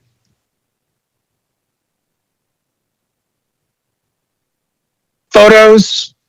Now, the entire site, which includes the grocery store, medical office building, liquor store, gas bar, tanks, pumps, and equipment, is valued for 10% less than our current assessment. Now, I would note that there is an error on page 33. The insert for office is the wrong portion. This says the upper. It's supposed to be page 30, the portion that says 1,170 square feet. So just as an example, so this is the main floor office next to the liquor store. This is the medical center. Okay, just to break in here. So what you're telling us on page 33, that insert is the wrong, that is not what relates to Pinnacle Medical Centers down below. Correct. Because it's clearly, it's not an upper floor office. Correct. The portion that should have been captured is what's on page 30. Still from the same property. It's just the screen capture that was put in there is the co-op portion, not the office main. You'll see it $20. So the rate there is $20. So, and again, my comment is reflective to the $20, and we'll see that in just a second, but that was on page 30. And so the Pinnacle Medical Centers, obviously medical dental space, but when you look at the interior finishings on page 35, this is what $20 space in the municipality, which is 1,100 feet, and our subject is 30,000 feet. So it's got rooms and like patient rooms, and you can see here's a web printout of the space, but it's medical space with partitioning to reflect that, Mr. Chairman. So our point isn't that this is an equity comp, it's just that our subject is being compared to what is much newer 1,100 square foot space in the respondent's table, and this is considered good quality, and our subject is assessed at excellent quality, yet the rate is the same as this property. So like there's a really discombobulated approach for how the respondent has produced the assessment. Again, we're not providing this as an additional equity example. We're just simply saying this is where it doesn't jive with the respondent's quality ratings that are being applied. Now, a further example of this, Mr. Chairman, is page 43. Now, the office main and the bank excellent are the same rate, $22 a square foot.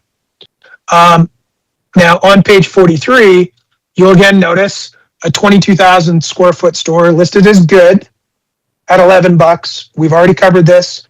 The average rate is 11, not the good rate. So again, inconsistencies with the table that were presented previously. And again, here we see vacancy of 4%, yet we saw in other ones it was 8% or 7%. So inconsistencies in how that vacancy rate was being applied through the system. So again, this is located, Mr. Chairman, just on page 44, opposite where it says A&W there, and kitty corner to where it says Starbucks. You'll see the bank and the former PV Mart. And these are the properties on page 45. Banks with drive-throughs, etc., and the PV Mart has good quality. So again, neither of those reflect, or sorry, the large store does reflect a different calculation than what's provided on the respondent's leasing table. The bank rate is the same as what the office rate is for both the good and excellent, and those are applied consistently, whereas the large box is inconsistent, like our subject, which is inconsistent. So, Mr. Chairman, what I can do is, why don't I stop here? We can take our morning break, and then I can pick up on page 48. If that works. I just get my mic on here. Yes, I think that's a good plan. So we'll pick up at page 48. We'll take a. What are we looking at for time? We're gonna be finished up this morning with summaries and whatever. We normally take about a 15-minute break. Is that if we take a 15-minute break, we come back say at 5 to 11. Does that allow us time to complete with the end of this and summaries? I believe so, yes. Okay, let's take a 15-minute break, and we'll come back at 10:55. All right. Thank you, Mr. Chairman. Thank you.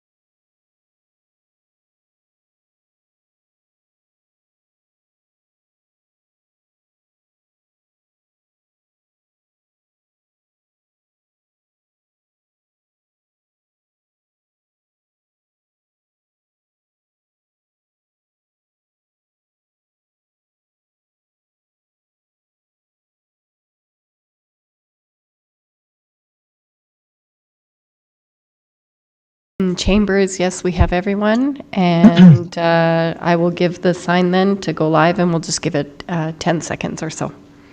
Okay. Thank you.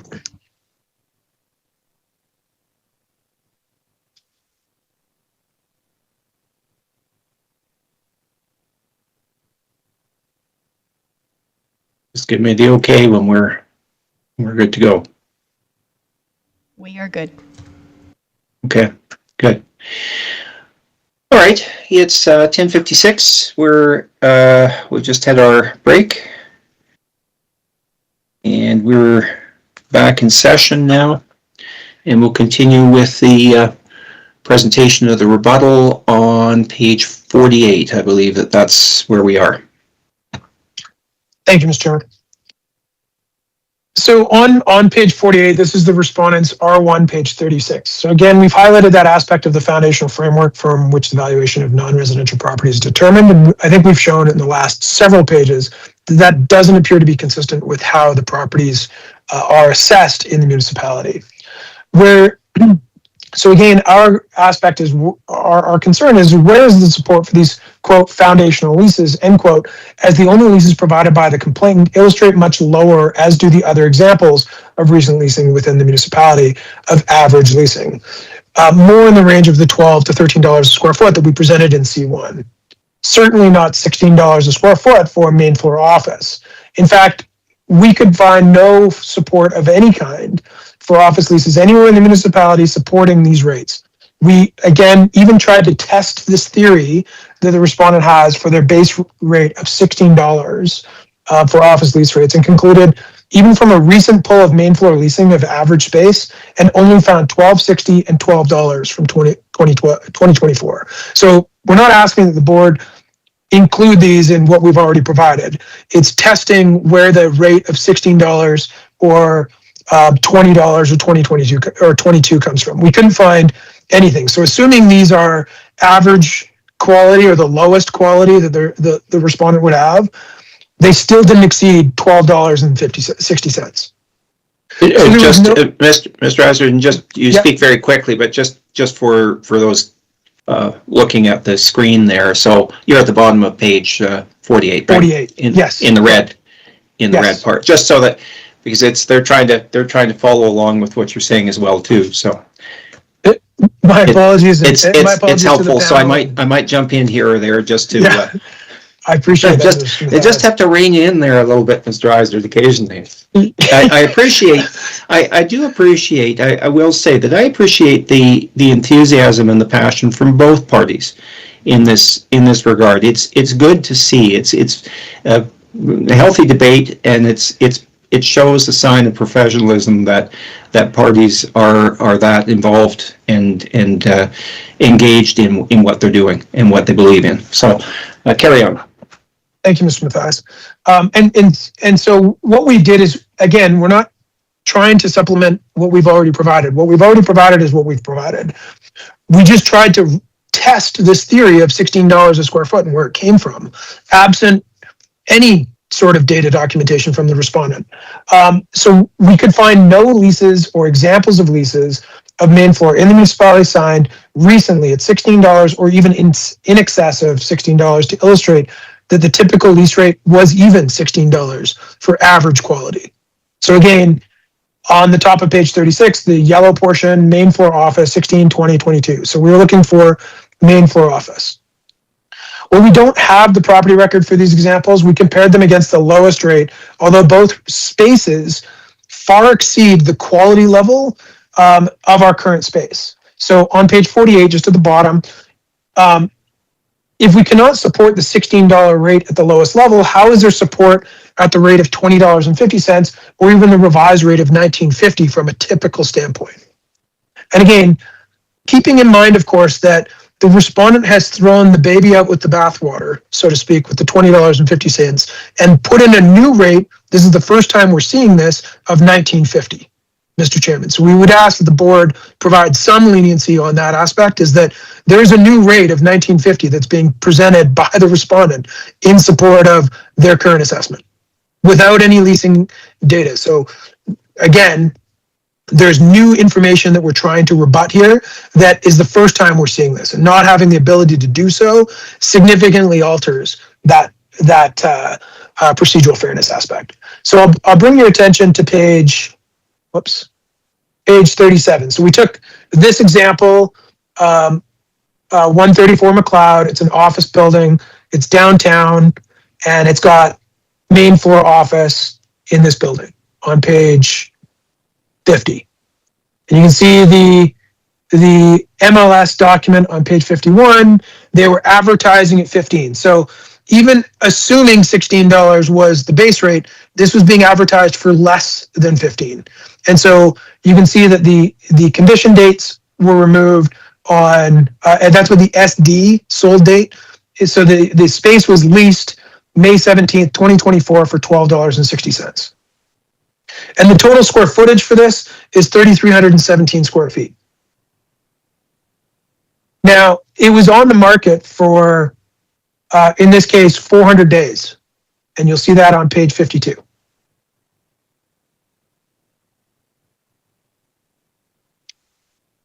And so on page 53, you can see now, unfortunately, the images got a little over pixelated when it got printed to PDF. But the space condition is certainly better than what we were dealing with. It's brighter. It's been renovated recently. It certainly looks, it has a much more significant aesthetic than what we're dealing with in our subject space. But that's, again, $12.60 for space 10% of the size of our subject. Now, again, we are not trying to supplement our additional, as additional information. We're just simply showing $16, even if this was A quality, is still, there's nothing to support that typical rate.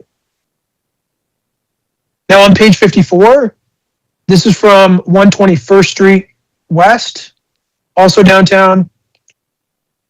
And again, this is from the property for the office space, photos from 2025.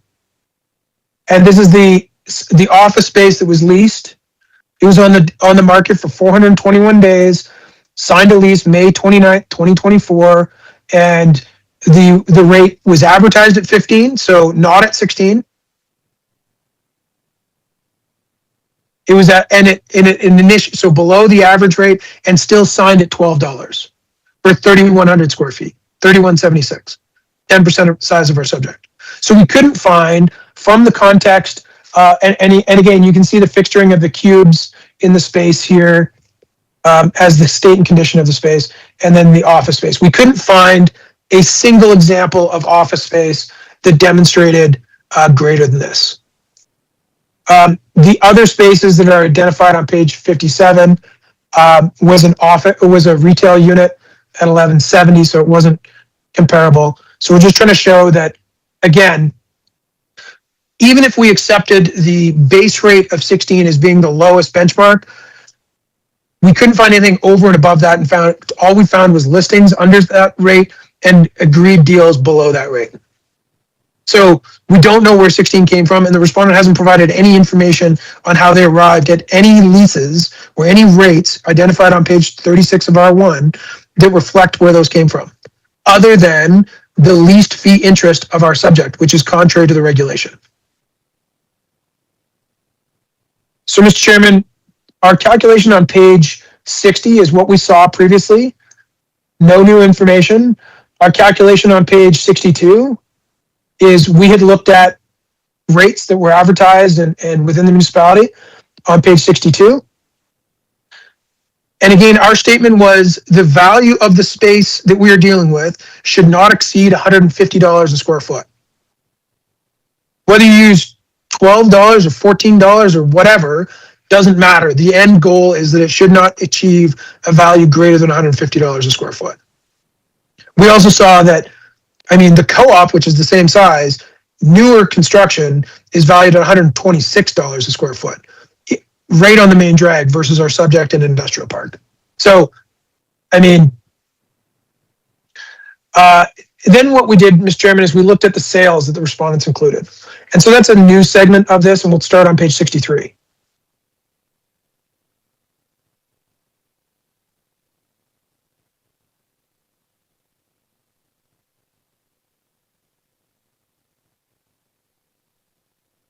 So on page 63, this is just in response to the sales. So the respondent's title page, and then we turn to page 65, and there was 17 sales that the respondent stated existed in the municipality, of which 6 were industrial, 5 were downtown, none of which were included.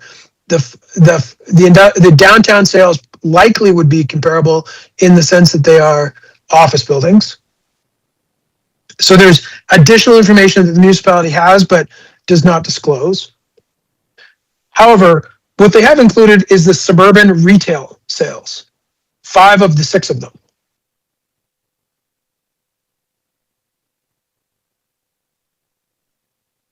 So I want to bring your attention to the rates that are used.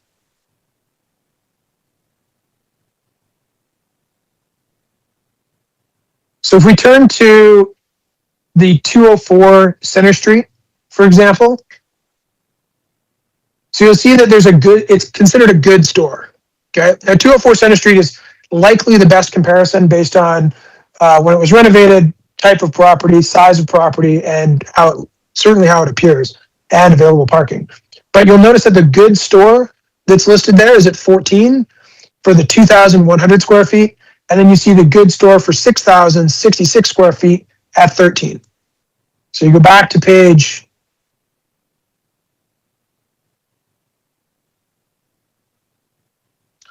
27 as an example.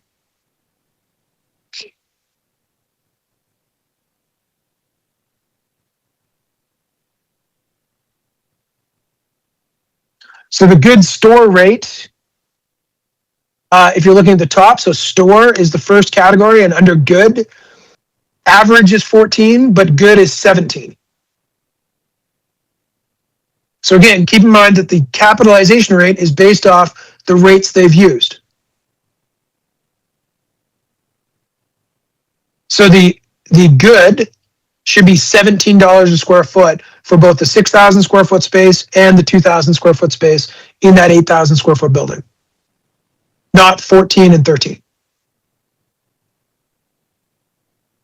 Now I'll bring your attention to the next one where it says average store. This is going back to page 67. Or sorry, page 65. You'll see the rate of $10.75 and the 5,000 square foot or $5 square foot space. Now the $10.75 is for the main floor, $5 is for the storage area, which I believe is basement in this location.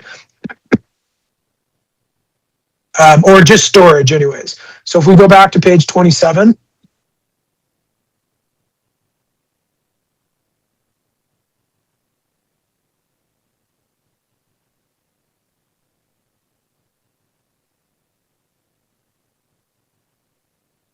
so again, the cap rate's based on this sale. Well, the average rate is $14 and the basement space is $9. They're using $10.75 and $5. If you were to change the rates to reflect the typical rates of 9 and 14, your cap rate isn't $7.25 on these properties. So if we go back to 65.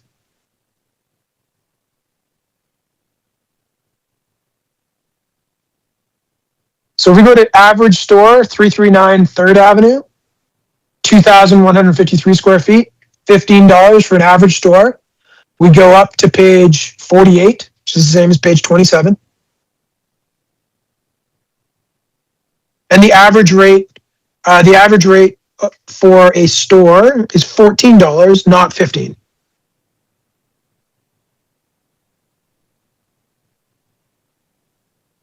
And if you go back to page 65,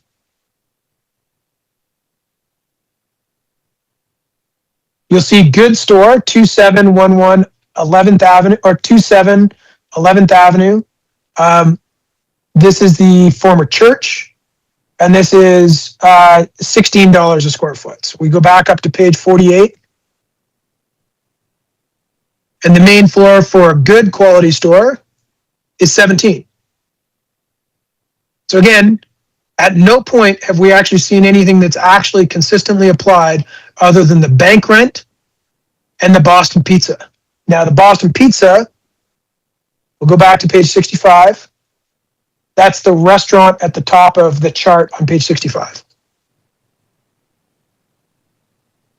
Now, the rate of $25 is what's applied to restaurant, full-service restaurants. Now, I'll bring your attention to page 48.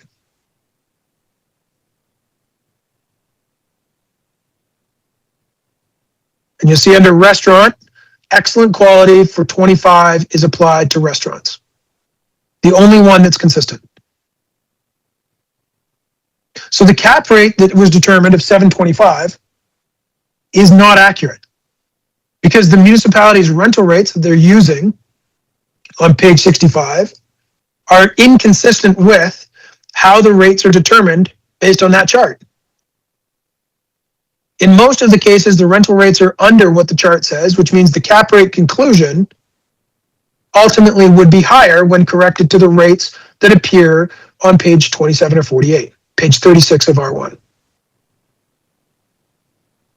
So throughout the municipality's own process, mass appraisal is not being utilized for the purposes of assessments. Now, the ASR test, or the assessment to sales ratio test in the audit process, matches the assessment number with the actual sale number. It doesn't match the process for the purposes of determining if they calculated it correctly. As long as the assessment and the sale are reflective of a similar between 1.5 and 9.95. But the process underlying it is not what is reviewed. So the province isn't saying, well, on the average store, in your cap rate, you've used $10.75 when you should be using $14, and for the main floor, and for the storage area, you should be using $9, not $5, and so your cap rate of $7.25 actually should be closer to $12 or $11. That's what the problem is. And so we see that when we review the respondent's chart relative to the sales they've included, how the assessments of other property are determined in the municipality, nothing is consistent. So lacking that, in lieu of that information, where do we arrive at 1950 if not only using the least fee interest from the subject property, which the municipality cannot use? So let's look then at these sales. Now, the respondent had indicated that the price per square foot on one of them was sub $200 a square foot. I would note that there is only one sale on this chart that's in excess of $200 a square foot, and that's the franchised Boston Pizza at the top of the page. Hardly an example comparable to our office building in our subject. For our subject, our subject is considered, if not the one of the highest assessed values in the entire municipality at $7.7 million. So what we've done is we've taken a look at the sales that the respondents included on page 65 and 66. And then we've superimposed the chart on page 67 and a summary of those sales on page 67 below it. And we've added in a couple of columns in blue.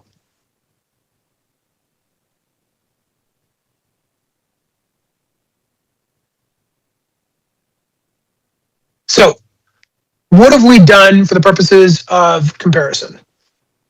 So when we look at Boston Pizza, we run that through the total, and we see that the total value, not including excess land, was for a value of, because there is excess land, there's room to develop another pad on that property, which is valued at $250,000. It also has truck parking for the hotels that allows for obviously truck and trailer parking that obviously helps the Boston Pizza, and located next to the hotels, right next door for purposes. That being said, when you analyze that, that's the only one that actually has, net of the excess land, $318 a square foot. Now we look at the next example, number 2. This is probably the most comparative for the purposes of our subject, and you're going to see this in a second. But this is 8,200 square feet. The typical rate that's applied is $13.26, and the overall value is $155.53 a square foot. So again, $155 a square foot. We go to the next one, 145 8th Avenue. Not terribly comparable, but again, $125 a square foot when just looking at the main floor. So excluding the associated value for the storage area of $300,000, notwithstanding that they're using 1075 as a rent, the value is $125 a square foot. We then look at the next example, 339 3rd Avenue. This particular one is $183 a square foot.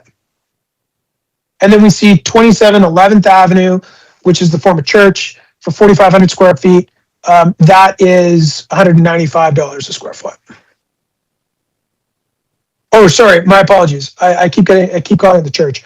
The one that's the former church is 339 3rd Avenue, and you're going to see that here shortly. And that was acquired by the adjacent business owner to expand their business. We'll show you that in a second. So when you look at the sales conclusively, the typical sales in the municipality are $158 a square foot when you take into account the weighted average. 170 from a median, 165 is an average. Excluding things like excess land, excluding things like storage area, just looking at the price per square foot of the main floor components. Okay, so what does that mean? Well, our total sample size, or sorry, I do apologize, I skipped to the following page. Page 67 is the total there.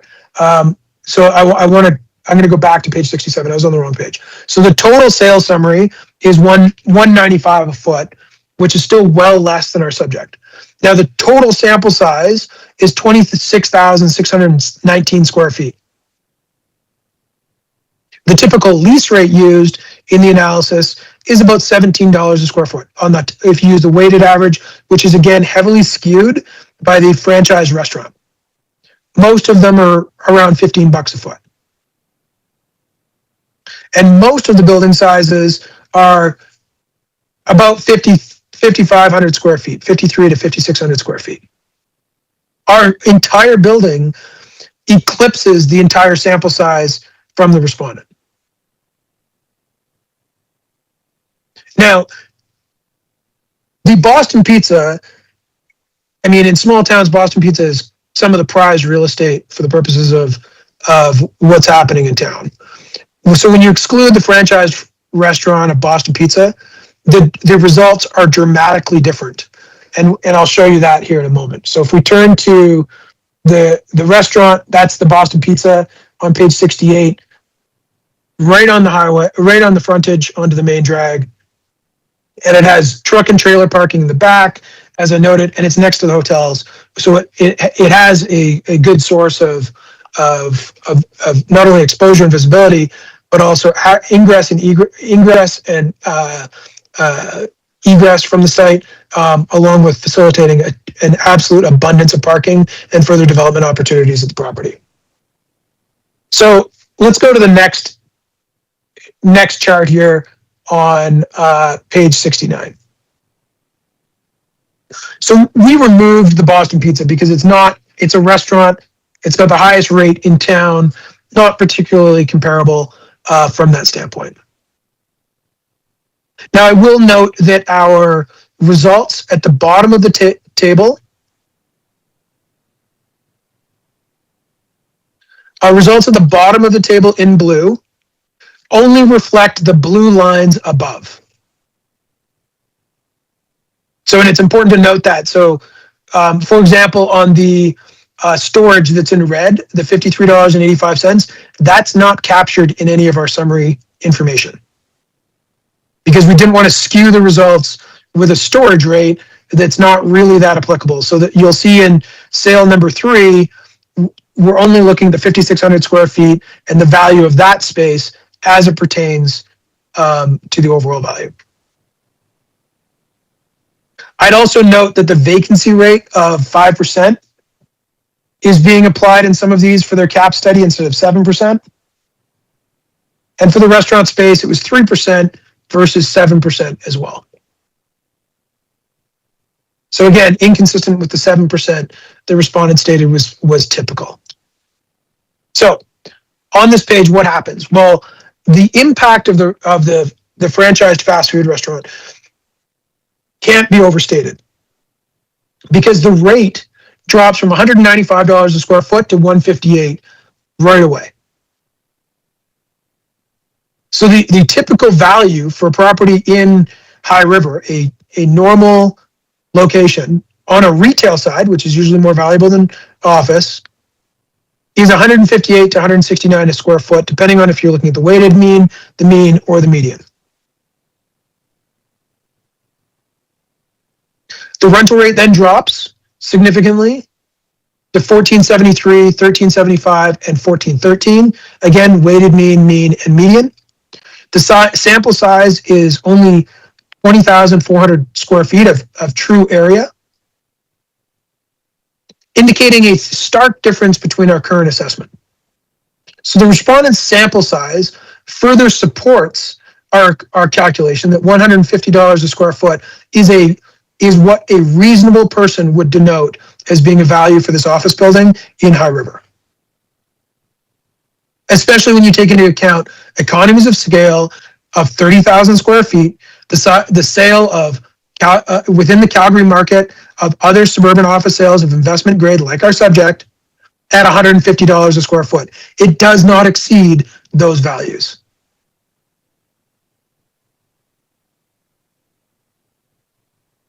And yet our subject is assessed for $100 more per square foot than any of these.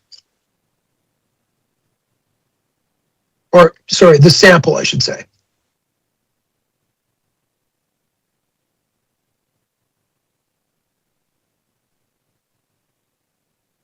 So those examples, and I'd bring your attention, first off, we have our Boston Pizza on page 70.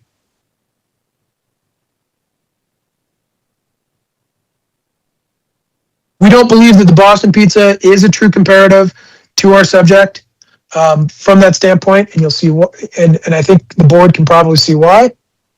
Probably the best example is 204 Center Street. Now this is a retail main floor property. It's the largest in the sample of 8,200 square feet. It sold for $155 a foot.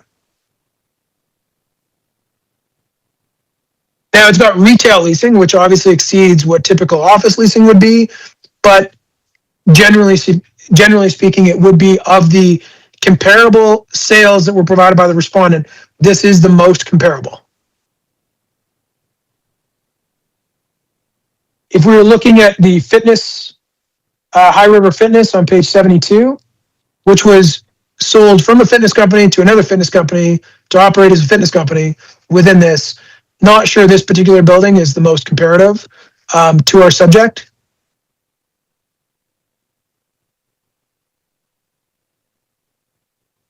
The next example, and this is 145 8th Avenue, and then on 339 3rd Avenue. And it's hard to see, but at the bottom of page 73. So bottom of page 73 is the old church. And I've included the date stamp there, May 2018. This is pre-sale. What happened is the daycare company that was operating the property on the right acquired the old church to expand what is their daycare facility. And you can see that in the photo on page 25, the photo on page 73 at the top. And then when you turn over to page 74, the Daydreams Academy, you can see, is now fully built in, where the site was consolidated for the purposes of the business. So I wouldn't generally say that this is the best example of a market transaction, in the sense that the owner of the adjacent property acquires this. It's called plottage value, which is there is additional value for expanding of their existing business. The motives for acquiring this were not one that would be typical in the marketplace. Not to mention, one would not typically be using the sales of religious or charitable institutions to determine market value. And that's found certainly within the reporting, the quality minister's guidelines as well. Now the next one, this is the Raymond James on page 75. And this is again, a very small location. This is 4,500 feet on page 75. And so those are the sales that we're talking about. That's it. That's what the respondents included for the purposes of transactions.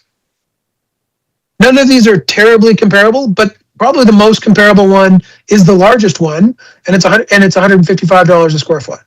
We are 30,000 square feet. We've provided examples of 30,000 square foot office buildings or investment grade office buildings, all demonstrating that there is no value beyond $150 a square foot. Mr. Chairman, our calculations on page 77 and 79, again, their calculations, our conclusion is $150 a square foot is what our value should not exceed for the purposes of any office building of this size, given the sales that we provided on page 77. And that would conclude our rebuttal submission, Mr. Chairman. Subject to any questions from the respondent. Thank you. Questions from the respondent?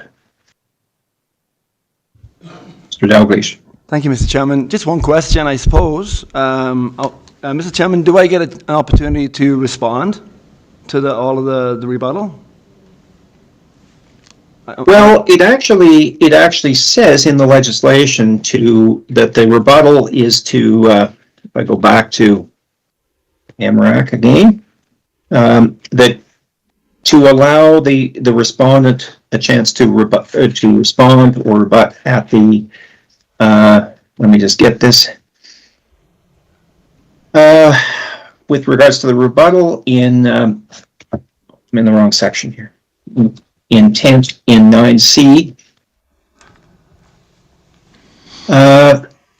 in rebuttal to the disclosure made under Clause B in sufficient detail to allow the respondent to respond or to rebut the evidence at the hearing. So yes, that is baked into the legislation.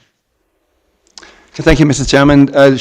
So right now, is this my opportunity to ask a complaint and a question, and then I got the opportunity to conclude after that?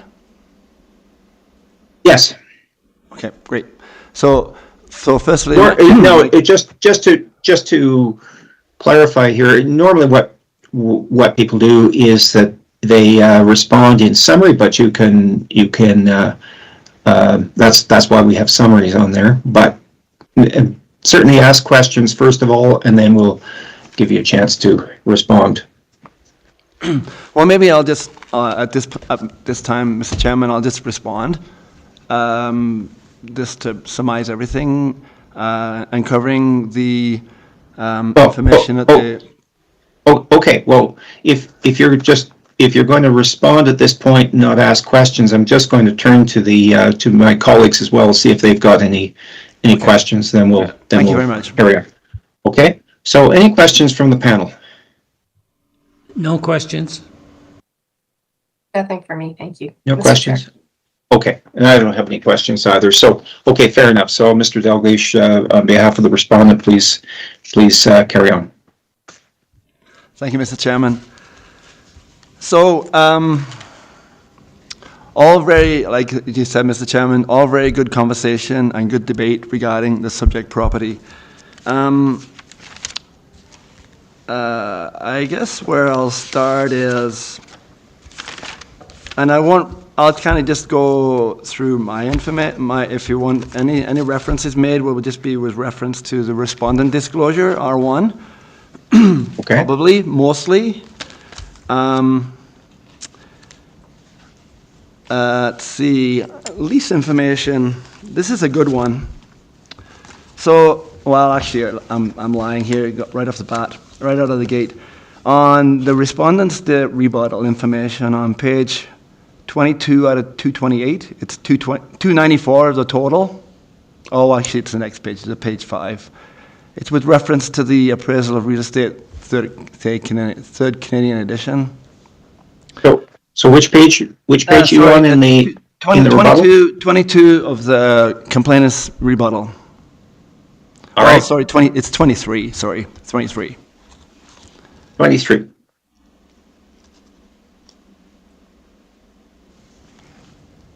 C4. Okay. So, the legislation states that the property assessments represent fee simple estate in the property.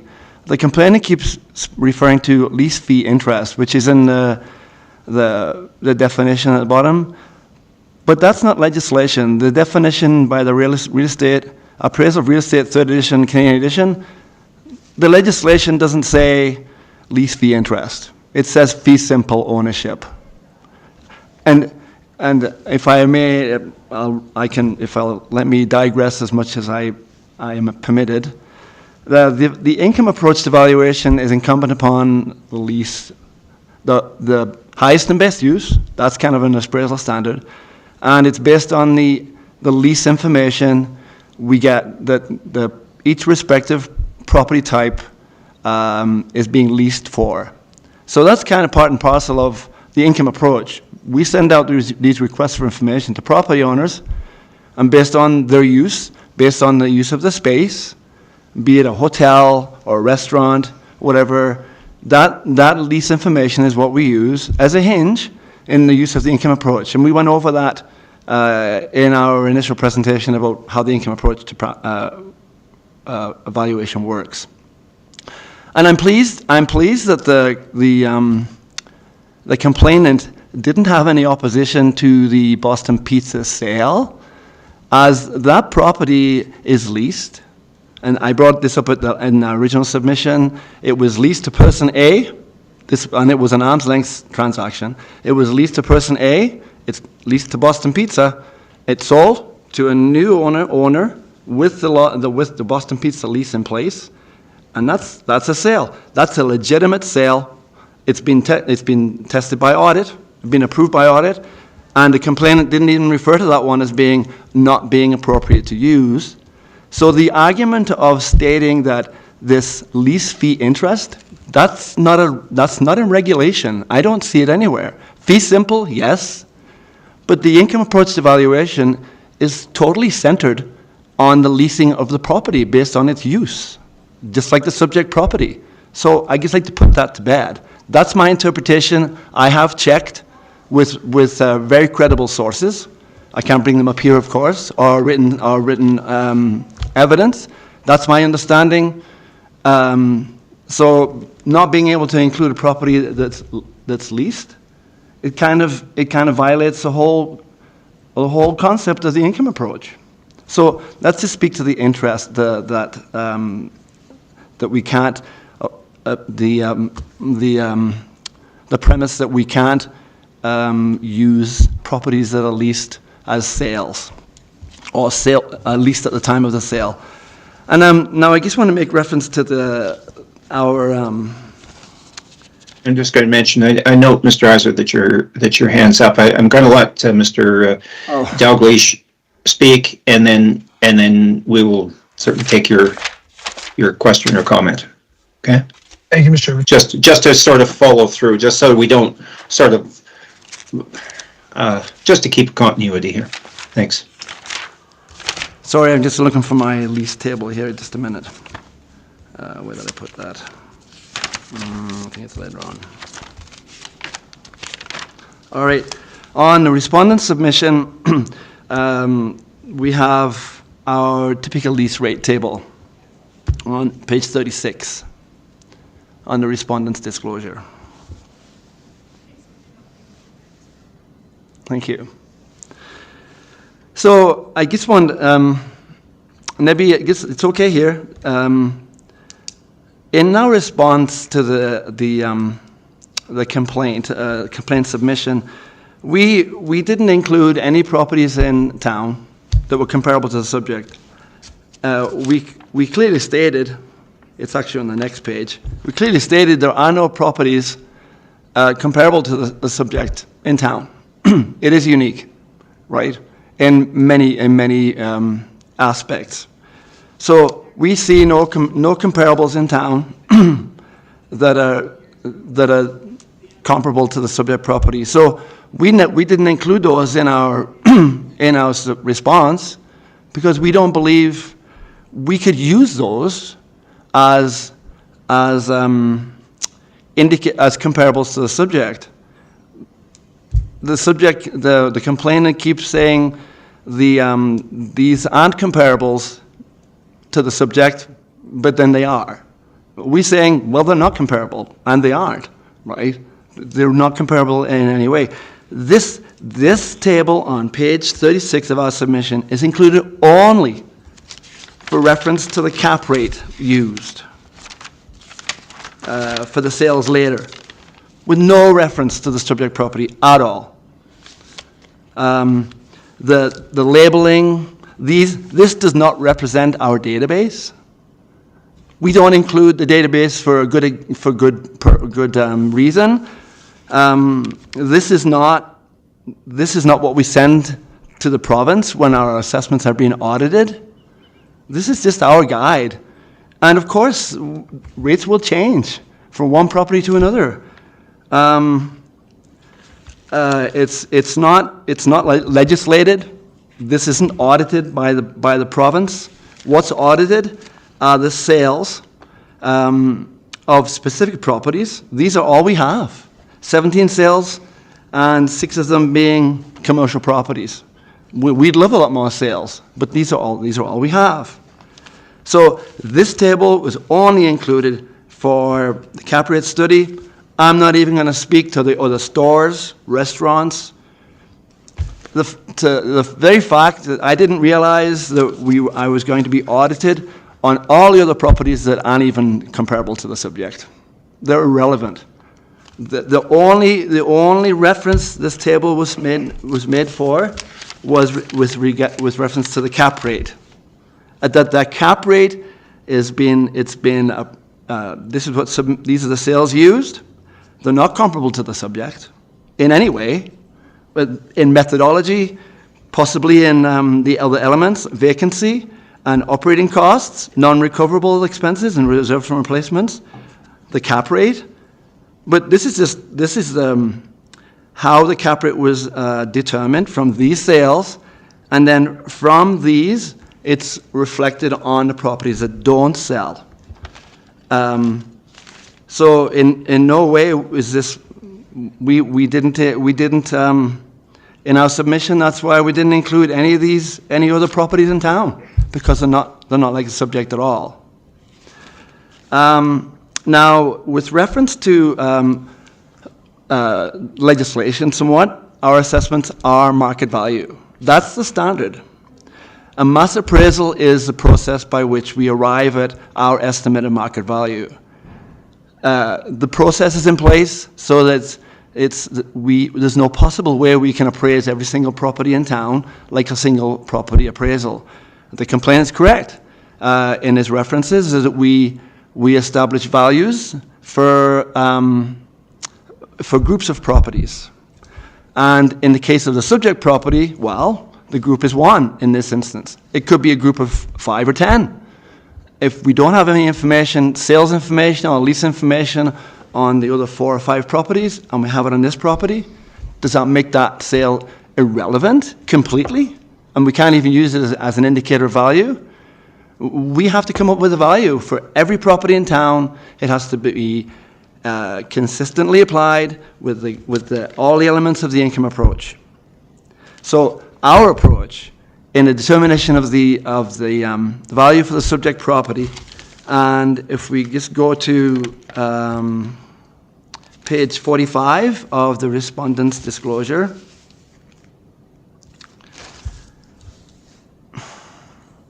So so our proposed amendment is $6,972,250. So we've back up a little bit. This is based on an amendment to two things: the lease rate and the vacancy. The lease rate. Sorry, Jody, to make it move around here. The lease rate is kind of summarized on page 38. So in assessment, you learn that you can't be accused of sales chasing. That means you've got one sale, we're going to make it 98%, boom, that's the assessment. We did use, in the current assessment, we did use the the current lease rate at 2050. You know, and in preparing for the appeal and in discussion with the complainant, I always appreciate a good discussion with Andrew. I do learn a lot from Andrew's perspective. If we're going to do this, we can't just, it will be unreasonable to hang our hat just on that 2077. So let's be reasonable, because that's what mass appraisal is supposed to be. We look at a group of properties, and if there's 20 sales, 20 properties, and we have 5 sales, then that 5 sales provides us with a reasonable range, a median, if you will, right? What is the typical value based on the information we have? It's not supposed to be, you have a value and you're going to say, that's it, definitively. It's sold for this much, that's how much it's worth. No, that's not how we look at things. We have to make sure that we're being reasonable. And in my understanding of the process, mass appraisal helps us arrive at a value of property that is certainly within a reasonable range with the information we have. So on page 38, we have reported RFIs, they're on the previous page, from 2017, 2018, 2024. We have that. The complainant keeps saying, we've looked at information, we can't find anything. Well, we have it. We have numbers. We have factual information on this lease information on a property that's leased, just like Boston Pizza is. There's nothing wrong with this, using this lease. It's specific to the property. With reference to the table before on page 36, these rates have nothing to do with subject property. They're on here. It has office 20 to 22. That's just our guide. This helps us. This helps us as a reference. I'm certainly not going to provide our whole sales tables to the Assessment Review Board. That's already been audited. It's passed. I don't need to present that. This is just our guide, and again, it was used to verify our cap rate. No other reason. It wasn't submitted to say, well, these are the comparables in town. Not at all. So, on review of the RFIs, one was 1923, one's 1950, one's 2077. Yeah, 2050 in of itself on face value. Yeah, that's a bit of a hard call. I'm coming to the board.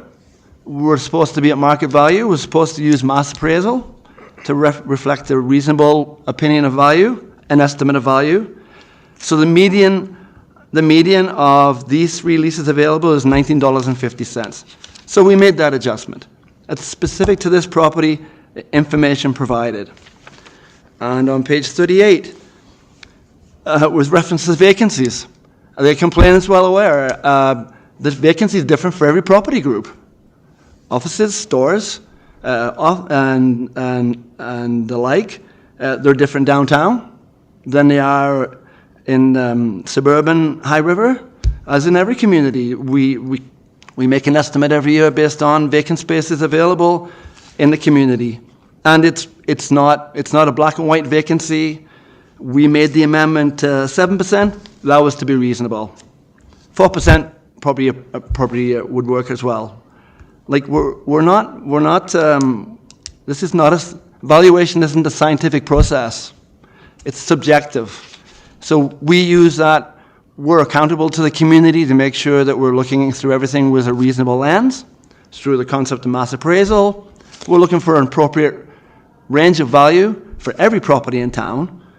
No different than the subject property. We use the same lens through which we value all these properties. So we made an adjustment to 1950 to the lease rate based on factual information we have. And here's the other thing. My favorite saying is, we don't write the music, we just play the piano. You know what? There is no relationship between the subject property and a 4,000 square foot medical office. I can't look at this information going, well, that's outlandish. How can that be worth so much? I don't think that's so. We have information, we got market information that we need to use. Whether I like the information or not, or whether I agree with it, is irrelevant. We're looking at factual information based on sales information in town. Anyway, I digress. So 1950 for the lease rate, we changed the vacancy from 4% to 7%. 2 offices, 2 buildings included at the bottom of page 38 to show that those 2 buildings have vacancy of 7%, right? So just to go back to page, let's go to page, sorry, Jody. Go back a bit here. Mr. Chairman, I'm not sure what this is about rebutting the submission that we've made specifically. It seems that we're just going through the respondents R1 again, Mr. Chairman. I'm just using that as a reference. I think within reason, yeah, it's not to, that's where summary comes in, is to summarize the position, but rebuttal is to rebut what was in the previous submission. So basically we follow along, so this is rebuttal on the rebuttal, or a response to the rebuttal. And loosely, we'll let you go through and explain why you're responding this way. Thank you, Mr. Chair. So is it okay to proceed? Yeah, we're just trying to get through this and to give everybody a chance to have a fair hearing within reason. So again, as Mr. Eisert is quite correct, it is a response to his rebuttal document, and so far we loosely understand what you're saying here. So please carry on. So there's some. So on page 19. Yeah, and I apologize. I'm not an expert at the appeal process. It's not. I'm just. So I apologize if I'm not following proper protocols. This was the cap rate study. If you want to scroll down on the page there a little bit, there we go. Thank you. This was the overall sales. I know the complainant did refer to this as a range of value, like the median ratio is 98.1, and the coefficient of dispersion is the dispersion. Like if there's a high and a low. Again, I have to object. Like I didn't reference any of their audit materials with respect to how the outcome. So the rates that I was referring to are the actual sale prices per square foot, not any of this. And I agree. We've gone through this before. Okay. So it's not really. This is not a rebuttal to the or not a response to the rebuttal submission. I don't see it. All right. I'll wrap up then and wrap up appropriately then. You'll have a chance in summary. That's why we have summary. All right. So, all right. I guess that's all. And that captures it all there. So. Let's see. I think. Let's see. Where is that?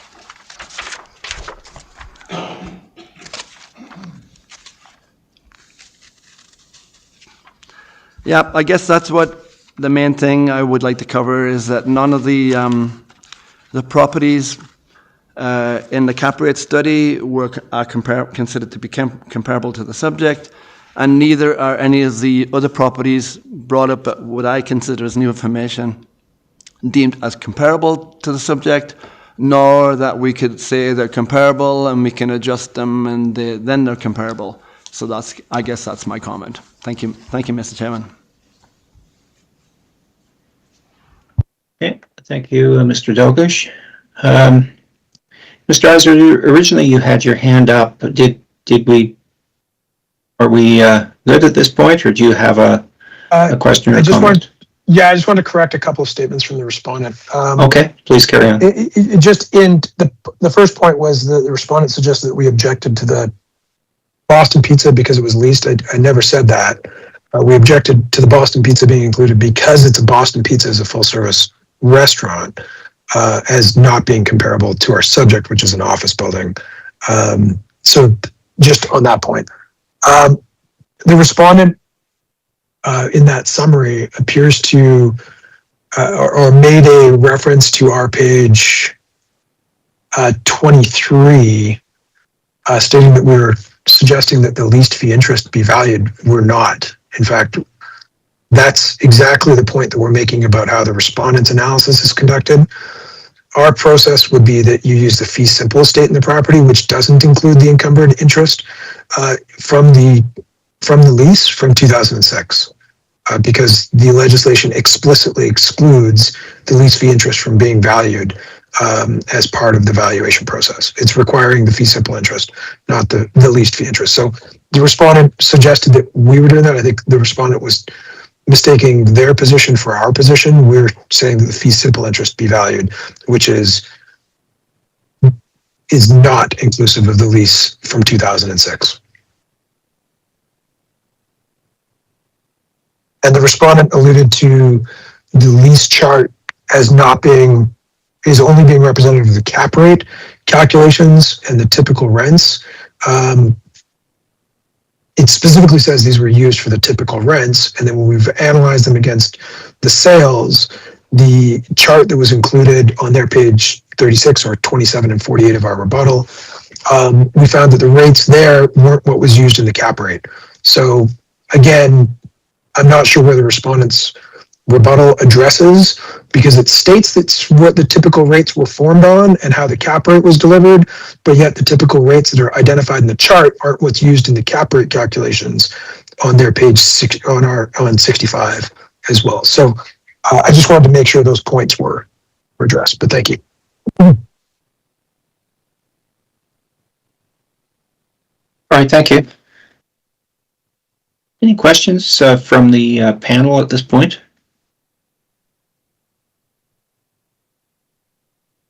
Thank you, Mr. Chair. My only question is to confirm that all of the evidence before us today was received within an adequate time for the rebuttal to take place. It seemed to me at some point that maybe there was information that wasn't shared with each party. It's certainly from the complaint standpoint, everything was received and submitted in a timely manner that reflected the requirements in Section 9. It was, I think, maybe, Ms. Clements, for the purposes of the rebuttal, there was an argument being advanced by the respondent that you couldn't include it through 10 sub B, which pertains to the disclosure timeframes, which is what our point was, is that everything was submitted on time. So that aspect, that request under 10B shouldn't be accepted because that's not what happened in this case. Thank you for the clarification. No problem. Thank you. Mr. Bennington? Any questions? No questions on this side.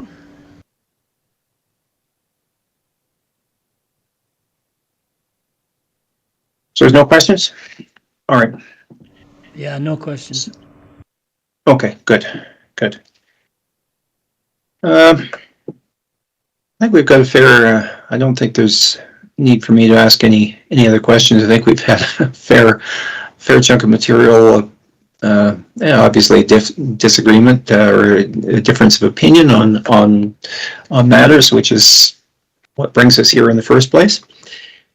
I think what we'll do is we're running up on on noon at this point. We have summaries. How long do you think the summaries are going to take, Mr. Iser? You tend to be a little short on your estimate of time. Yeah, I certainly was short on my rebuttal time frame, Mr. Chairman. I do have a hearing that starts at 1, so if we are able to press forward, I figure I'll probably be with legal argument about 20 minutes. And so I will try to hold myself to that. I think we've covered off a lot of it, so I don't think we need to to go that long. Well, we need to make sure you've got another hearing. Yeah, are we doing a 2-part or a 3-part summary, Mr. Chairman? I think most municipalities, I think that we give a last word, but my view of a last word on there is simply that it's not to rehash everything that was said before. It's just if there was something said in the summary submission that perhaps should merit a response, a brief, very brief response. So yes, a three-part. So we would have the complainant go first, the respondent then follows, and then a very brief final word if needed. And oftentimes it's not needed. So, three-part. Is that fine with you, Mr. Dalrymple? How long do you think your summary is going to take? Thank you, Mr. Chair. I think I could wrap up in about 5 minutes. Right. I think we've gone through a lot of the material sort of a few times around between the parties, but this is the chance to do it. So wrap a bow around everything and put the best foot forward for both parties. So again, summaries are meant as summaries, not as an expansion of argument. So with that in mind, please proceed. We will begin with the complainant summary at this point. Okay, thank you. Thank you, Mr. Chairman. There was 4 decisions that I submitted to the board for reference. I just want to make sure that the board had those decisions available to them. Do you want to just tell us do you want to just Sure. reference them, and then we can, I'm sure they're in there. We've got 1,000 pages of of material. I'm sure they're in there, and if not, we can certainly if it's a decision, it's out there. It's public domain. We can get them. So please tell us what they are. Just reference them to the parties. Yeah. So the first decision we'll reference is Costco Wholesale Canada v. Town of Okotoks, and it's CARB decision 0238 -12-2014. And these were submitted last Friday. And then there is CCOA Red 2 GP Inc. v. Town of Okotoks. This is a LARB decision, and I'm just trying to see. The LARB decision number is 0238, which is for the municipality, 17-2025-L. The 2 other decisions are Northern Property Tax Advisors representing 2204-748 Alberta Limited v. Strathcona County, C2024-40. Sorry, can you give that reference again? Decision number C2024-40. Yep.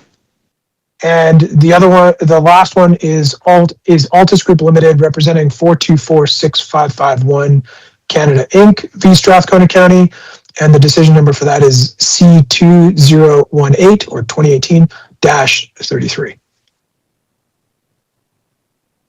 And so, as a general basis, because we've had a lot of information here this week, I think it's important to note that, and by this week I mean Friday and today, we've submitted sales evidence. We've submitted 11 suburban office sales indicating a value of no higher than $150 a square foot. 168, I think, was the top end of that, which included heated parkades.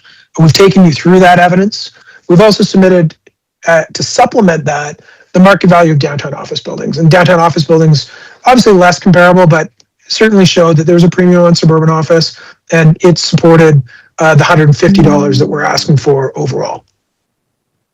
Now, going through that, the municipality has taken the somewhat strange position of not submitting any sales because there aren't any sales in High River, or effectively acknowledging any of the office transactions that have occurred in the province, certainly within the greater Calgary market, and instead simply stating that we should look at the lease fee interest on the property, and I don't think that's appropriate.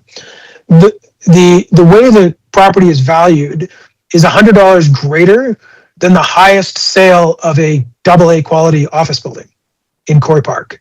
Like, that just shows how completely unreasonable the assessment is. When you take an investment grade office building and you compare it to, in lieu of any other sales, we're being told that this is reasonable, but it's higher than the highest possible sales of the best quality buildings in Calgary for suburban office buildings. Now, the respondent then takes the interesting position that sales outside the municipality can't be utilized. Well, that's not accurate. I would agree that assessments of other property can't be utilized. But the legislation doesn't refer to the sales of property not being utilized for the purposes of assisting in market value. We're talking about market value. I'm not talking about how a different municipality is assessing these properties. That's not relevant. I would agree with the municipality. But we are not talking about how those assessments are prepared. We're talking about the sales of suburban office buildings. And so in Costco, the 2014 decision, the town of Okotoks had a similar issue. They didn't have any leases or market evidence from within the town of Okotoks related to a Costco property. Some of you may be familiar with the Okotoks Costco. Those are destination type properties. What I'll bring your attention to, and again, this just deals with where market evidence comes from outside the municipality. It can be persuasive evidence.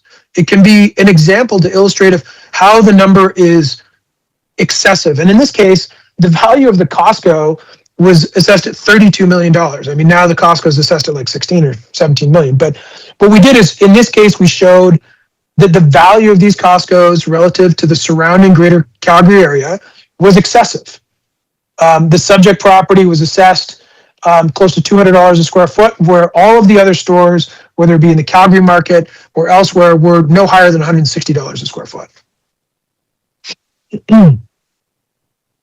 And so that's found at paragraph 32 on page 9. So we provided lease examples from within the Calgary market on page 10, indicating those examples. Now the board found at, on page 12 of that decision, and again, using Calgary data, they found that the rates being applied by the municipality were inconsistent with certainly what was being achieved in a comparable market, or certainly where the value shouldn't be in excess of the Calgary market. And the board's findings on the rental rate on page 12, there was a substantive amount of evidence and argument focused on the market lease rate of grocery stores in the Calgary area.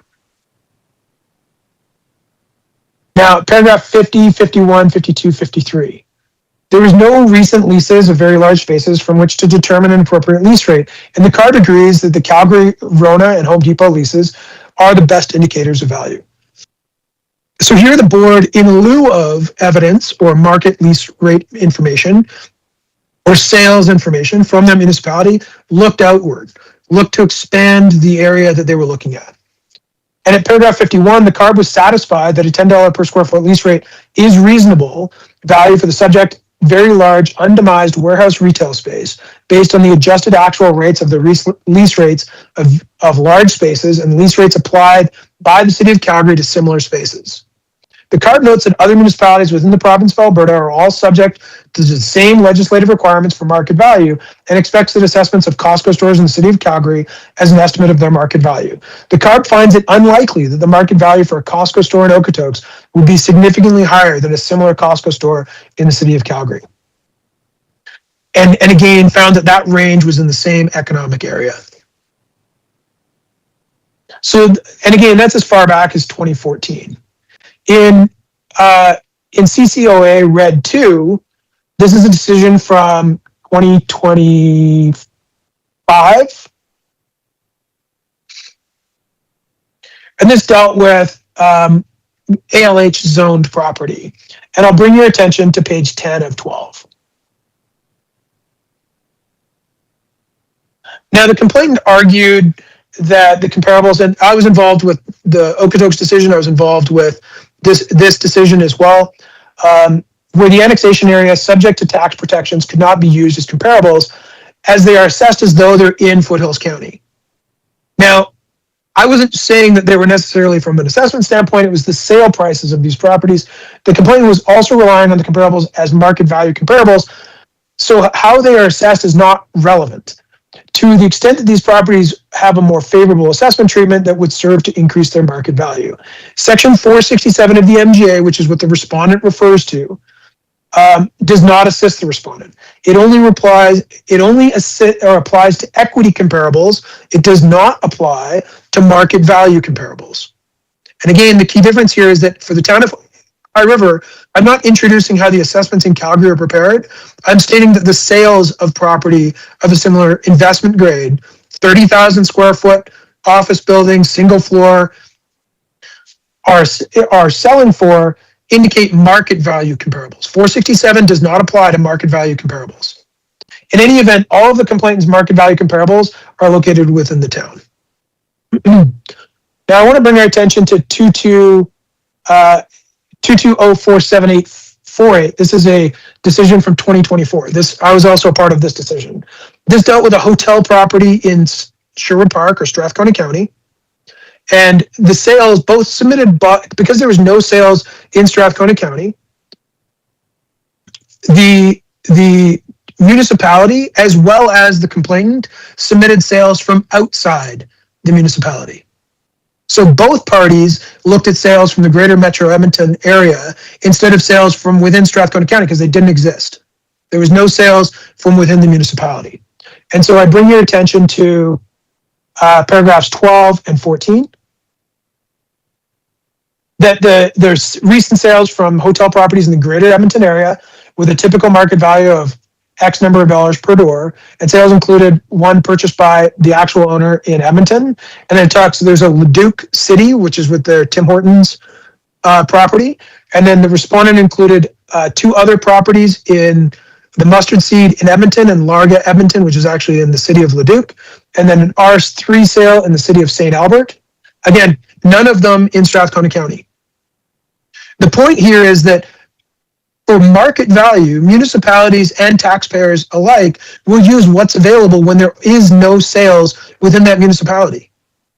We don't have a sale in High River of an office building, but why are we suggesting that it would be $100 more per square foot than any transaction that's taken place in Southern Alberta?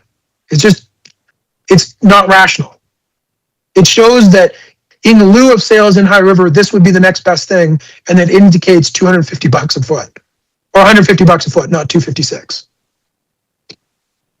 Now again, certain sales were excluded in the decision, but they found that the most comparative sales was, in this case, R4 from Grisebois, Edmonton, which was one that the respondent had submitted.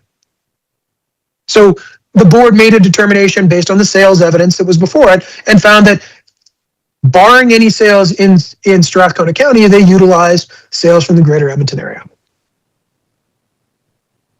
Now, I was part of another decision that involves Strathcona County.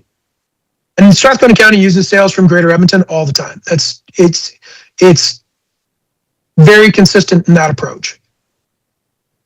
Now, in this example, what was interesting is that I actually included just lease rates from within Strathcona County, within Strathcona County and the greater Edmonton area, and only sales from within Strathcona County.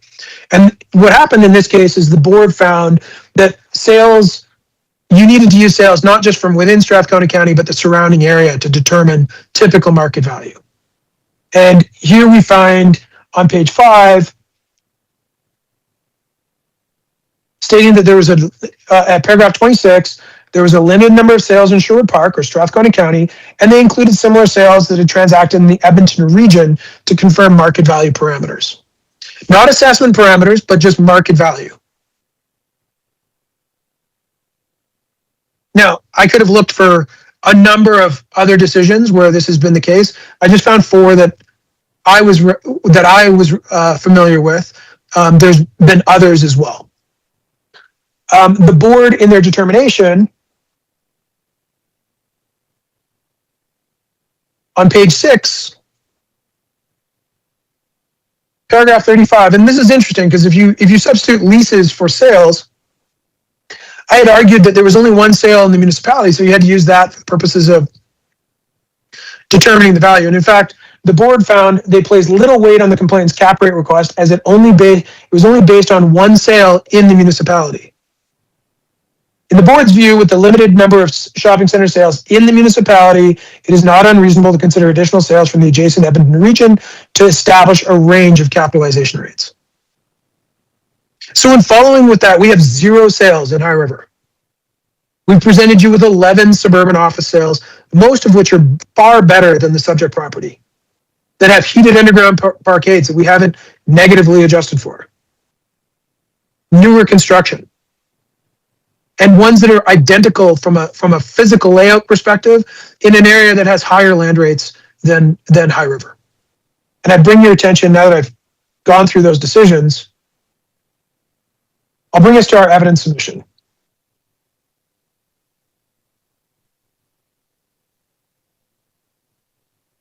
And on page 37,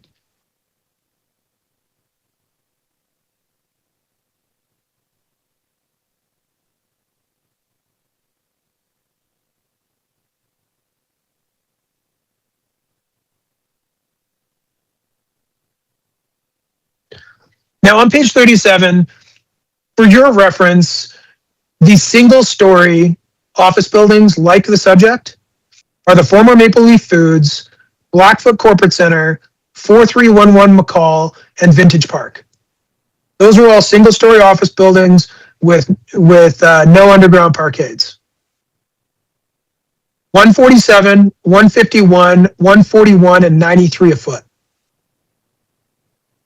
None of them indicate 256 a foot. And all of those are considered A or AA buildings. Our subject, when you compare it to what those look like, the most comparable, I believe, from the photos was Blackfoot Corporate Center from the interior. And it's 40,000 feet, built in 2005, 152 a foot. In lieu of any sales, this is the best evidence. It demonstrates that these buildings of these size do not exceed this value.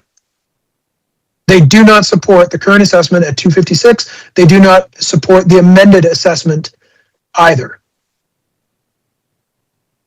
And for purposes of clarity,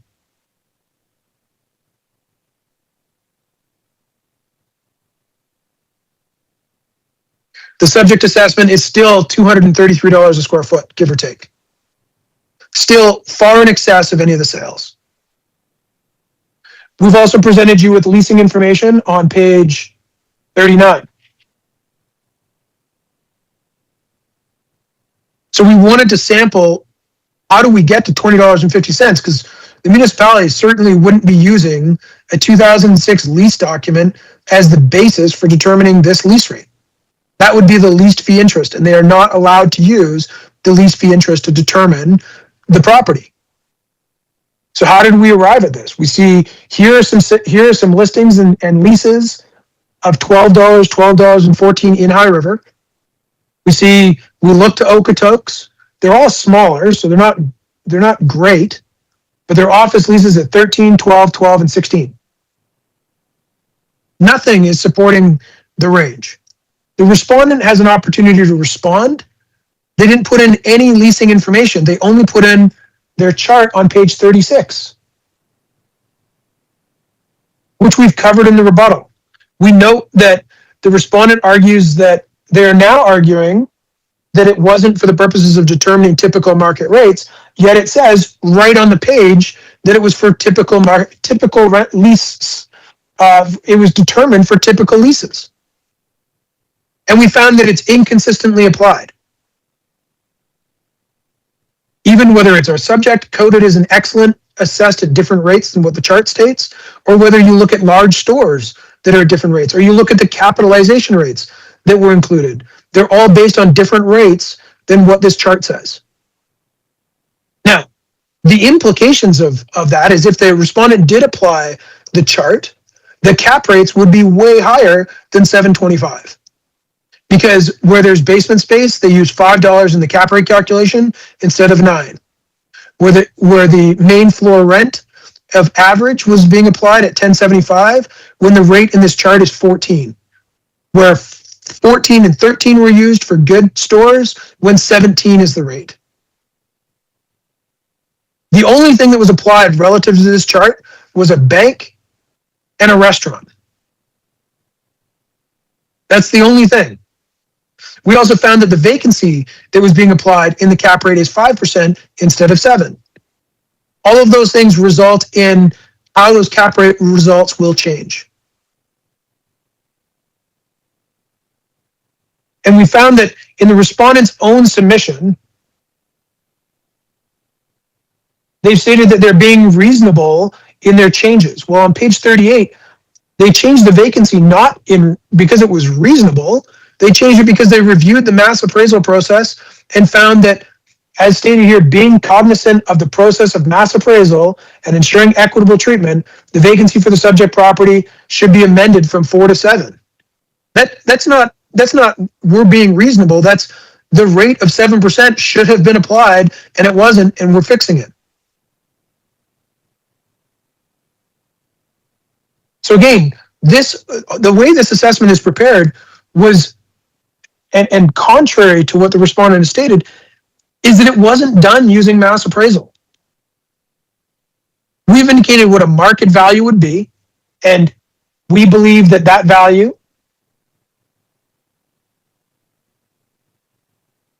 found on page 13 of 228 is at $148 a square foot, or $4.4 million. Sorry, that's in C4, which is certainly higher than when we look at what and again, we prove this, that the chart that the respondents provided isn't being applied consistently, is that a co-op store, the primary grocery store in town, newest, the entire thing is valued at $4 million. And that's found on page 29, 4.3 million for more square footage. So when you put it in relation to one another, it shows how unreasonable the current assessment is. And we know that the assessment wasn't prepared using mass appraisal, which is a requirement under 460 sub 5 of the board's decision. We know that there isn't a similar property that's being assessed in the municipality using these rates. Again, subject to 460 sub 5. And we can't, it's not being defended on the basis of A, mass appraisal, and B, that there are other similar and competing properties assessed on the same manner. So the board cannot uphold the current assessment. Now, Mr. Chairman, I would note that certainly you are very familiar with this, but in the context of Mountain View County, we are not troubled with the aspect of whether or not other properties are under appeal, and so that's not something the board must consider. And so the process of how our subject assessment, which is based solely on a 2006 lease, is inappropriate. It should probably won't come into play, but for the purposes of this board, they should be aware of that.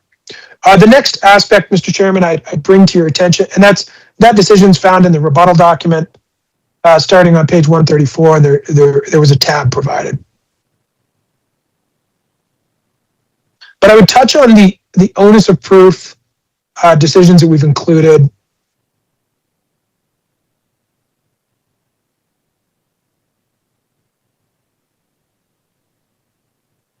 And I bring your attention to page 166, please.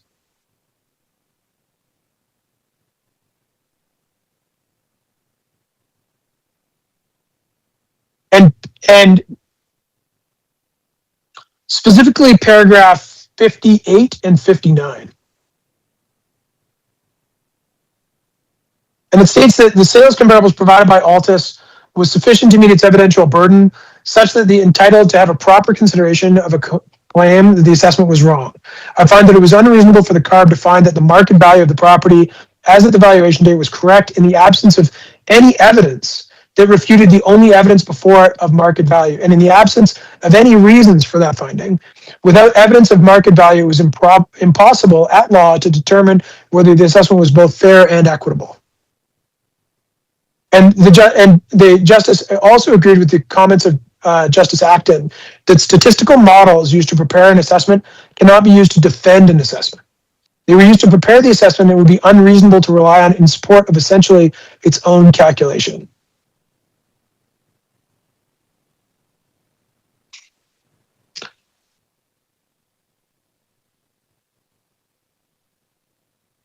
And on page 173, Mr. Chairman, in Concord Pacific, paragraph 22.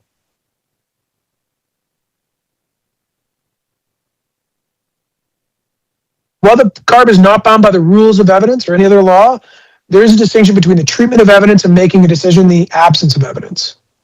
It appears the city did not provide evidence as to why a bylaw adjustment was applied.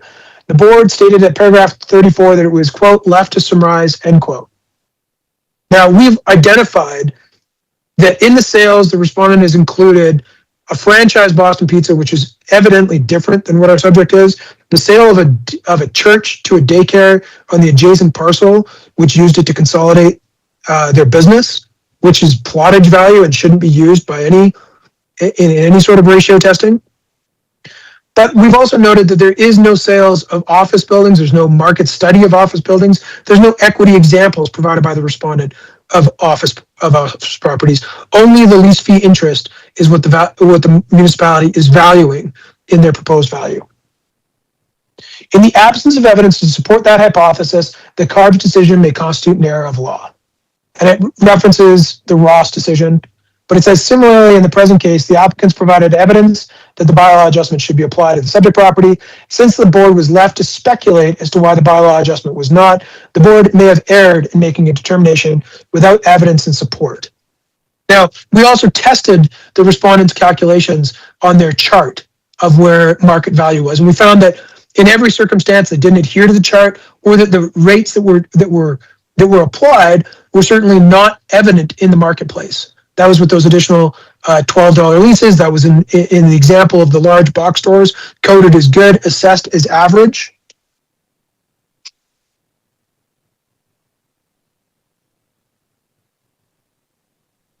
And again, there's further examples of highlighting on 38, 39, and 40 the board can make reference to in their determination.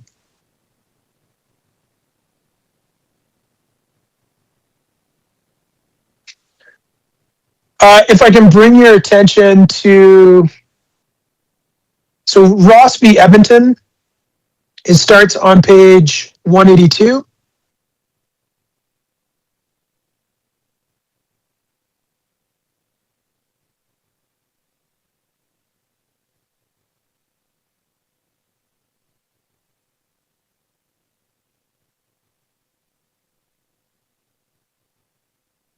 And this is a pretty significant decision on the onus of proof.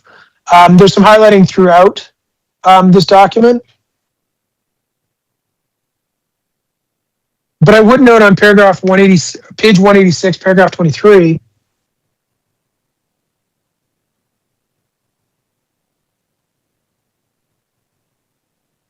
in civil proceedings, a claimant must initially only provide some evidence in support of its claim. Once that threshold is satisfied, the evidentiary onus switches to the respondent, here the city to lead evidence.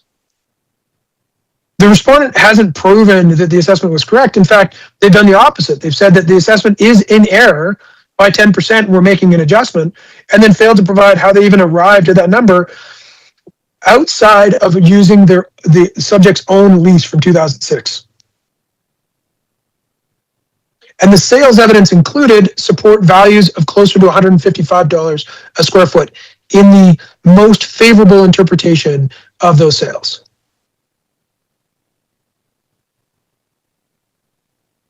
And again, the examples that were provided on page 187 was just an increase in assessment, an opinion of value, and a price per square foot analysis that was provided. And that was paragraph 28, 29. And paragraph 30. The point on paragraph 30 is that the board misunderstood the burden of proof, and it required Ms. Ross to shoulder the ultimate burden before calling on the city. We'd state, Mr. Chairman, we've certainly met our initial burden. We don't believe that the respondent has responded to that burden and illustrated how they arrive at it with examples, and certainly that ability to show that it was assessed using mass appraisal.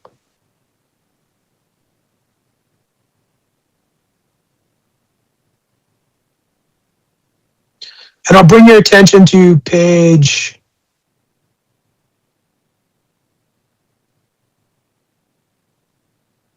what Justice Wright states on page 194. So there's other highlighted passages, and I'll leave those to you. I just want to hit the high notes, and I'm going to be done here with my summary.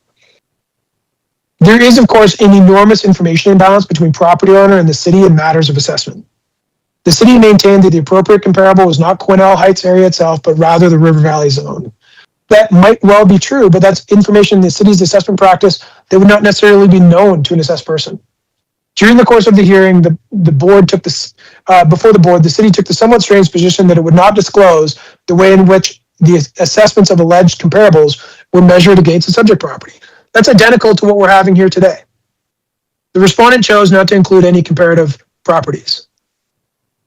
It is therefore impossible for an assessed person to provide quote unquote sufficient evidence that an assessment is incorrect. And the Justice Veit states that in doing so, in choosing not to respond or call evidence to show that it was assessed comparatively, the city was unable to meet that obligation of onus of proof. And that is the exact same situation that we have here before us today. Now, oftentimes there's this concept the taxpayer is required to prove on the balance of probabilities what the correct assessment should be. I want to state that in the Penny Lane case, which starts on page 199, that the taxpayer is not required to prove that. We've provided you various calculations as to what we believe the value should be based on the sales that we've been presented with, certainly the sales that the respondent has provided, which support our position, interestingly enough. But I would note that if you turn to page 202, it references the Estevan Cole decision at the bottom of the page. Or sorry, just above that, there's 3 highlighted passages. I would start with the in confirming. Now, the part that has the parentheses around 28, that is a quote from the board decision. So I'm just going to skip over that part, but you're certainly welcome to read it. In confirming the assessment, the CARB did so without considering the fact that the complainant taxpayer is not required to prove what the correct assessment be, and most notably, in the absence of evidence of the city, what the subject property's value as a freestanding arcade would be. Now, it makes reference to the Estevan Cole case, which is a Saskatchewan Court of Appeal decision, and specifically pages 47 and 48. And it states that in referencing that decision, this amounts to the assessor saying that although it has failed to assess the property in accordance with the law, the assessment must nevertheless stand because the taxpayer has failed to do properly what the assessor was charged by law to do. To put it another way, in order to succeed, the taxpayer must do the assessor's job for it. Quite aside from the almost impossible burden this would put on any ordinary taxpayer in a case such as this, it is a position which is unacceptable for any assessor to take. It was the duty of the assessor to collect the necessary data, to calculate a market adjustment factor, and to arrive at an assessment utilizing it. And it is perverse to say that for some reason its own failure to perform that duty casts some sort of obligation on the taxpayer to carry out that duty before the taxpayer should have relief. Neither the legislation nor the decisions of this court will permit or were intended to permit the assessor to avoid its obligation to assess in accordance with the manual or to permit the assessor to benefit from its own default. And again, it references the Ross decision. So again, the context here is that we are not required to prove what the value should be. What we've done is we've provided you all of the market evidence demonstrating that the subject property should not exceed $150 a square foot. We've provided leasing evidence that shows that the rental rate, the most favorable rental rate even for the municipality is $14.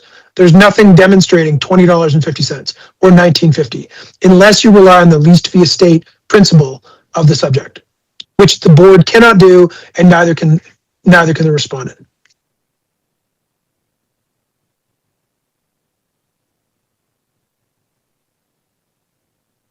Mr. Chairman, the last decision I'd reference is on page 210. This is the Costco wholesale decision. Now, this dealt with a non-recoverable allowance, but it talked about how when there isn't a study or the board is left to guesstimate about what was in an analysis on page 214.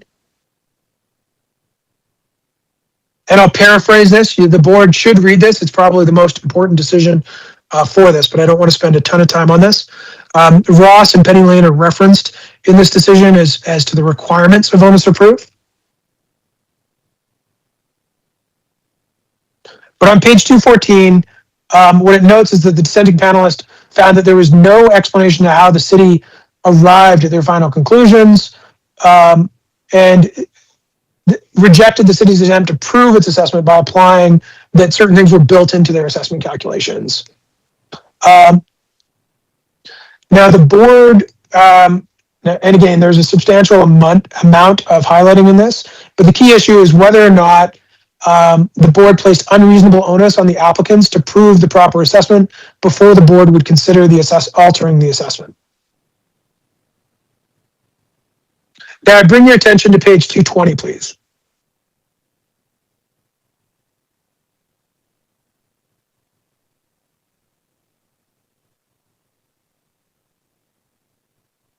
Paragraph 60. The decisions do not give reasons as to why the majority chose to give significant weight to any or all of the evidence of the city assessor in the absence of any data. Only historical assessments, not in evidence, as to how the 4% calculation for non-recoverable was developed and what typical operating expenses were included under that non-recoverable allowance.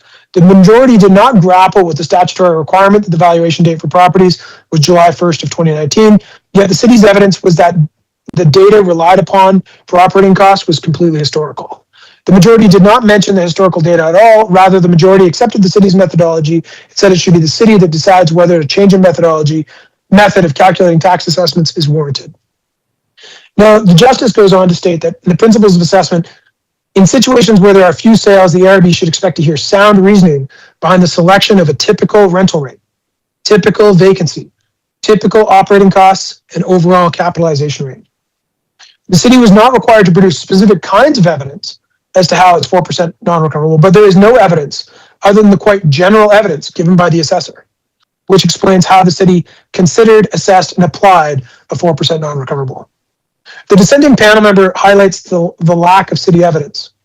The respondent admitted that no calculation of either the non-recoverable expenses nor the vacant space shortfall was performed for this year, nor was any evidence as to when it had last been undertaken, although there was an acknowledgement by the respondent that it would be done the following year.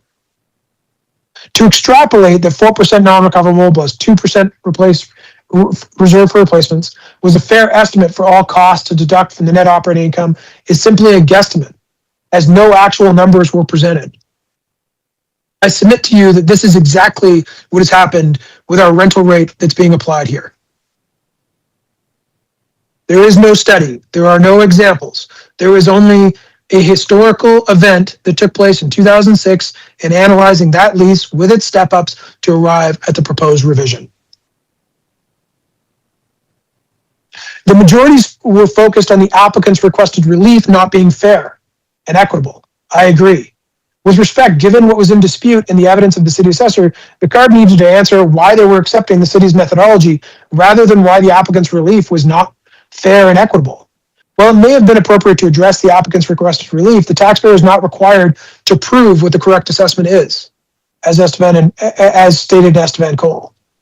Policy considerations set out by the majority, and I would note that this next highlighted passage deals with Mountain View County and others being under appeal. Now, at paragraph 66 and 67 and 68, it deals with onus and it talks about how some evidence was provided. So I will skip over some of this. You're 20 minutes. You're now at 35 minutes and Okay. 25 minutes to go before you have to be in another hearing, and we need to get the chance for the respondent in there too. So just bear that in mind.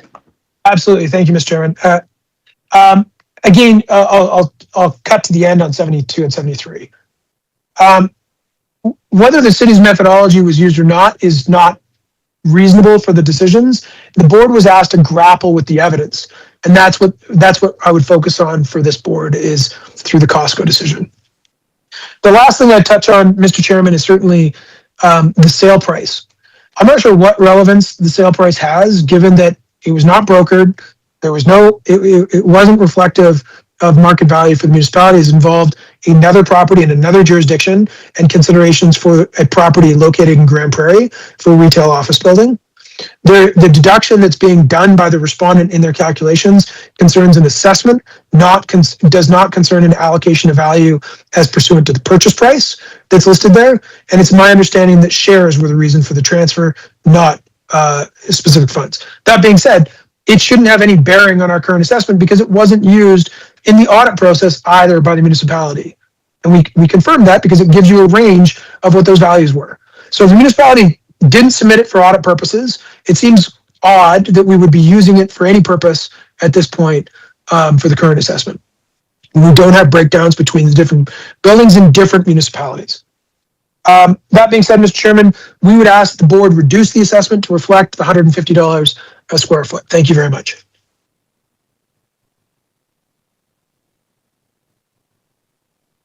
Thank you, Mr. Izard. So, turn to Mr. Dalrymple for respondent summary. Thank you, Mr. Chairman. Let's see here. Being respectful of time. To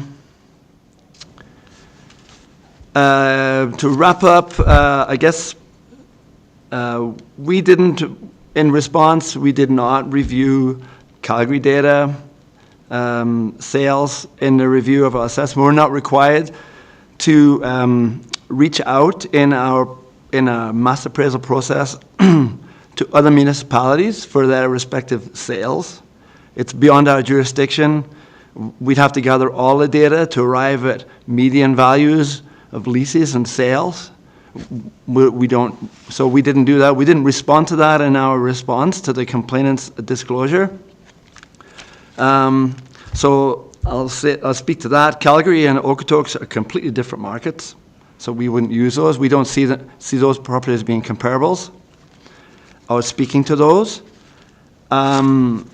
With reference to the complainant making reference to our lease schedule, let's see, which page is it on?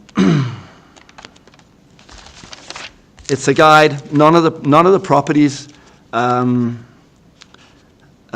we use for the cap rate study are deemed as comparable to the to the subject property. Nor the properties, the new properties that the complainant included with the rebuttal. I'm not even going to mention them by name, but the stores, banks, downtown office buildings. The complainant has stated that none of these buildings are comparable to the subject. None of the ones we use in the cap rate study. None of the ones that were included in the rebuttal.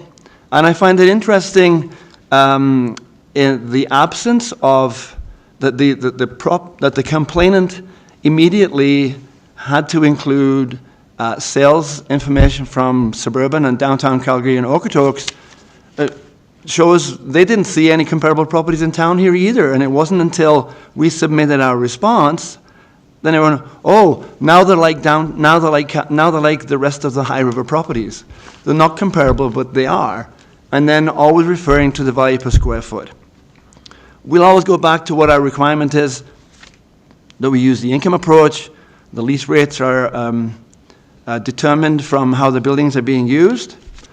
Again, the complainant keeps referring to, in the absence of data available for review, the municipality, they keep saying the respondent doesn't have any data. We've got quite a bit of data. And we mentioned it on page 45 of our response. We offered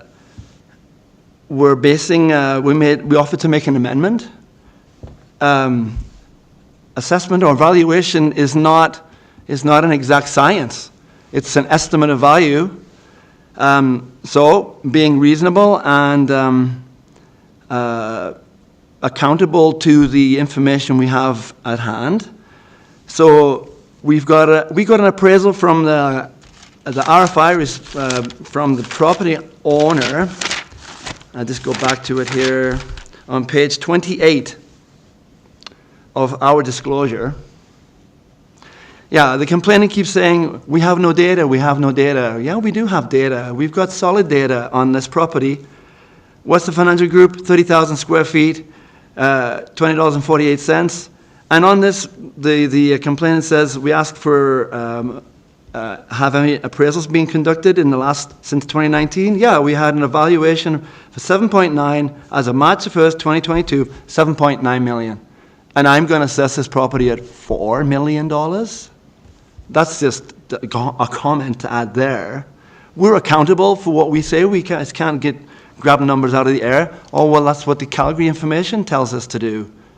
No, we have this information in High River. We have to pay attention. We need to review this.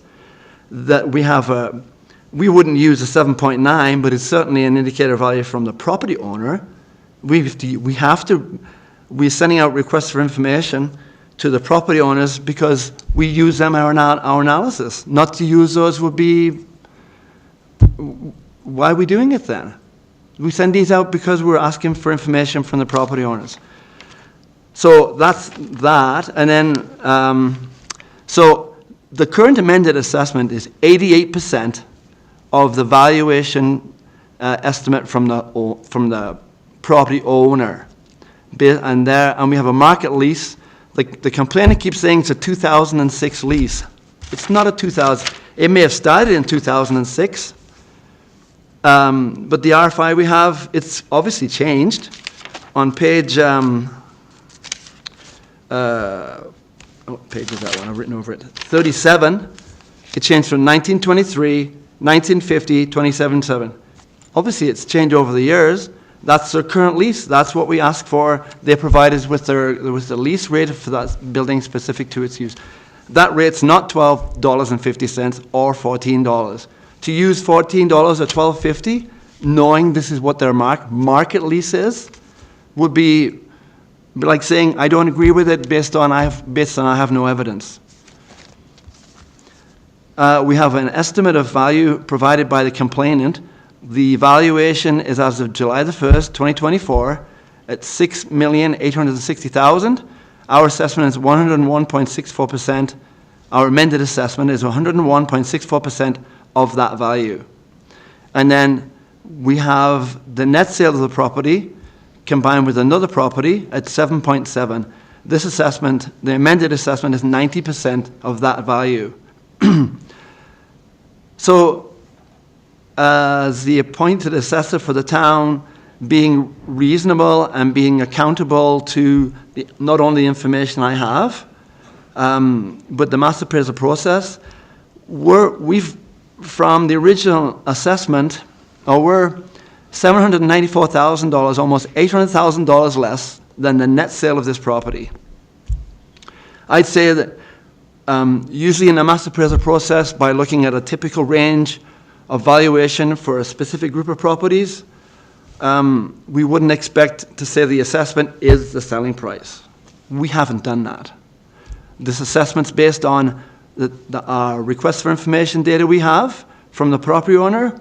We haven't used the 7.9 million from the property owner as the sale. We haven't used 6.8 from the complainant as the definitive appraisal, nor the 7.7, but they are good representations of value. I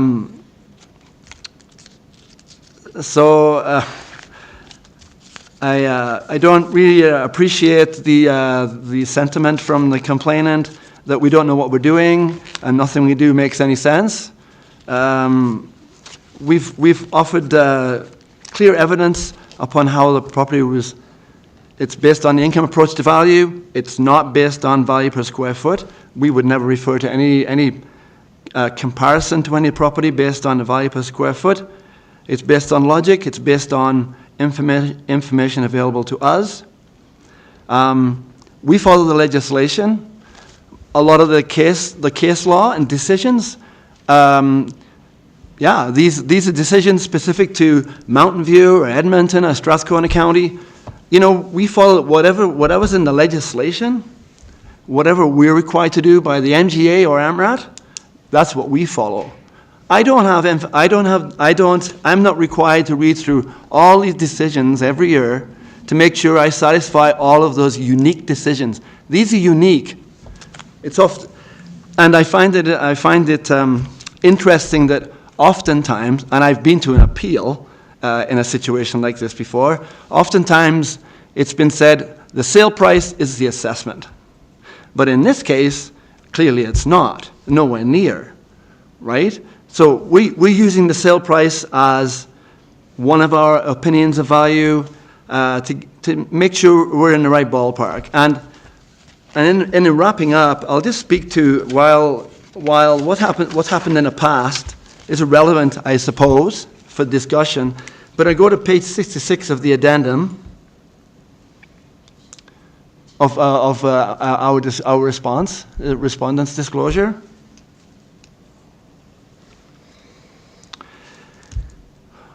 I've been the appointed assessor in town here since 2017. You'll note the assessment in that year was 7.3, and it's been kind of in that range for the last, up until this year. I don't know if I'm allowed to say this, but this is the third appeal I've been to the board with this property. The other ones we didn't get to this level. So I find it really interesting that this property sold in 2022. We have a net sale of 7.7. That these savvy purchasers bought this property with a lease ending in 2028. What page is that on here? It's where the RFI was. On page 28, this lease terminates 30th of November 2028. So yeah, there's a lease on title. I get that, absolutely.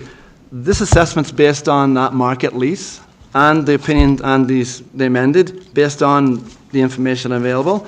These savvy investors bought this property.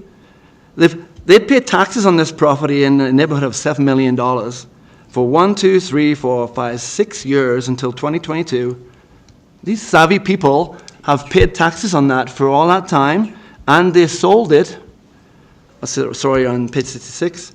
They sold it. It was purchased, and I'm sticking with the argument that the value is based on these two properties. They spent $8,738,012. Yes, it's a quite, but I can't argue with that. That's not me to say, oh, it's 12 cents, $12. I can't use that. It's it's on the transfer. So these people bought it for 7.7, but even if it wasn't 7.7, we're at 6.9, almost $800,000 less than this price, than this 7.7. And they've paid taxes on that, and they've been represented by tax agents, and it should have been $4 million. That's a lot of taxes. But they've paid taxes on that. You know, that doesn't matter. Assessment is for the purpose of the distribution of tax in a fair and equitable manner. That's what this assessment process is used for. And I'm shocked that these purchasers spent this money on this property knowing that it's only going to be worth $4.4 million by December 2028. So based on the indicators of value we used, we have a good assessment process in town. The table we use for leases is our guide.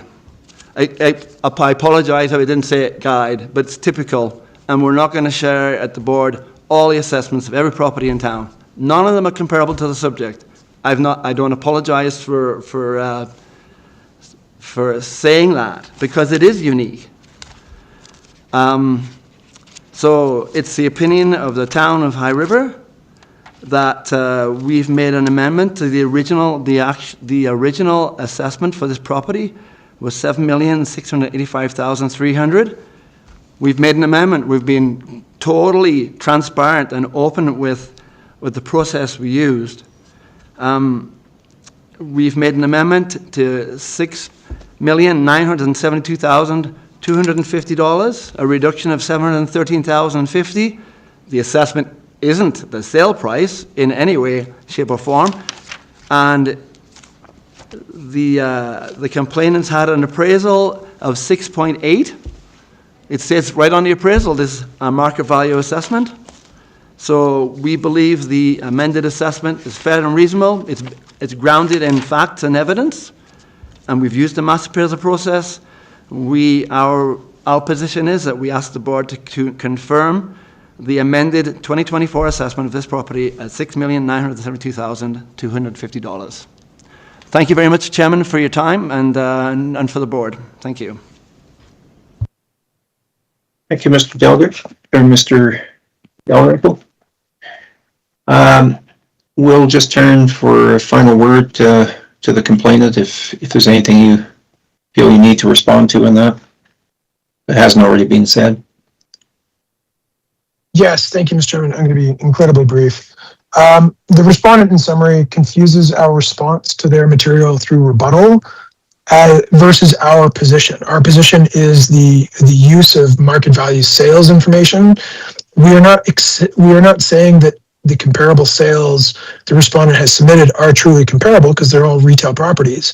The best comparable is the one that was at $155 a square foot. The other ones, there are still challenges with those transactions being utilized compared to the subject. We are responding to the information they presented. I would note that the respondent in submission, in their rebuttal, again makes reference to the appraisal of the subject property. The appraisal of the subject property is a leased fee interest, I would remind the board, which is valuing the 2006 lease with step-ups, which is what has happened at the property, as measuring it based on that aspect. And it states it right on the respondent's page 55, right under the red bar. Property rights appraised are those of the leased fee interest. Sorry, right under the value. First line underneath the value, which is exactly what you are not supposed to do for the purposes of assessment. Assessment is fee simple interest valuation, not leased fee estate interest valuation. So again, if this is the basis for which the respondent is making reference to their $6.9 million, that's how that was valued, which we found in their materials as well. The respondent keeps making reference to the sale, but the sale was considered non-market and invalid by the respondent. If they didn't, it would have been found on page 42, which is why I asked the questions at the outset. Why is the range in sale prices only up to $2.2 million? And it's because the sale property, the price of this sale was never submitted to the province for audit because it didn't meet the requirements of market value under section 1 sub 1 sub n of the Act between a willing buyer and a willing seller exposed on the open market. And because it involved the sale of a property in another jurisdiction, which did not involve the breakout value between the two properties.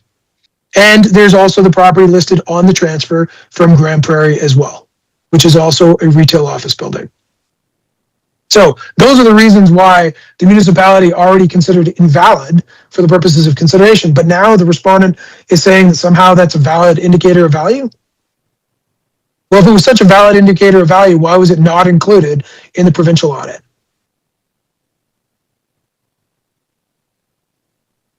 Now, the respondent made reference to the assessments on page 66.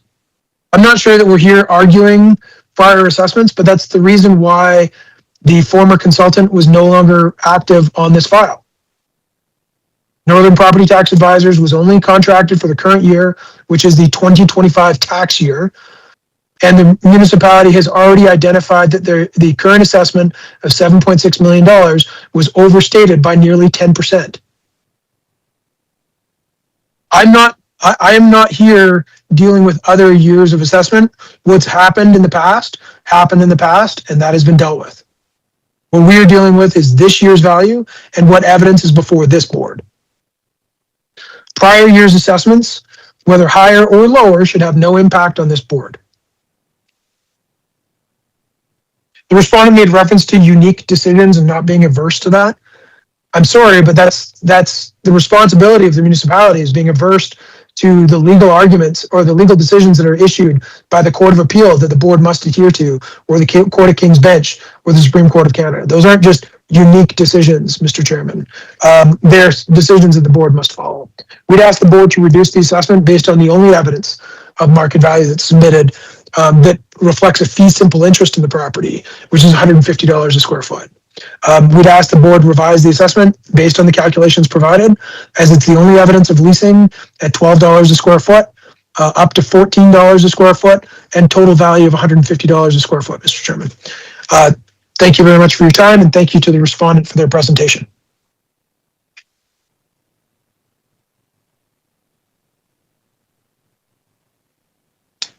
I had my mic on. Now I'm muted my mic. Okay. Thank you, everyone, for your presentations. They were interesting presentations from both parties. And I just always ask people, hopefully the both of you have had the opportunity to state your case in full.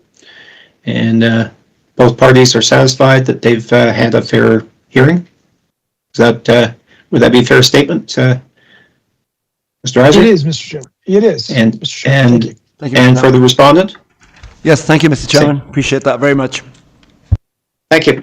All right. Well, with that, we'll close the hearing. It is 12:56. Mr. Reiser has 4 minutes in order to get into his next hearing. No time for lunch today. By the skin of my teeth. Yeah. Thank Okay. you very much, Well, we everybody. did it. Okay. Have a great day. Thank you, everyone. It was a pleasure. Take care. Okay.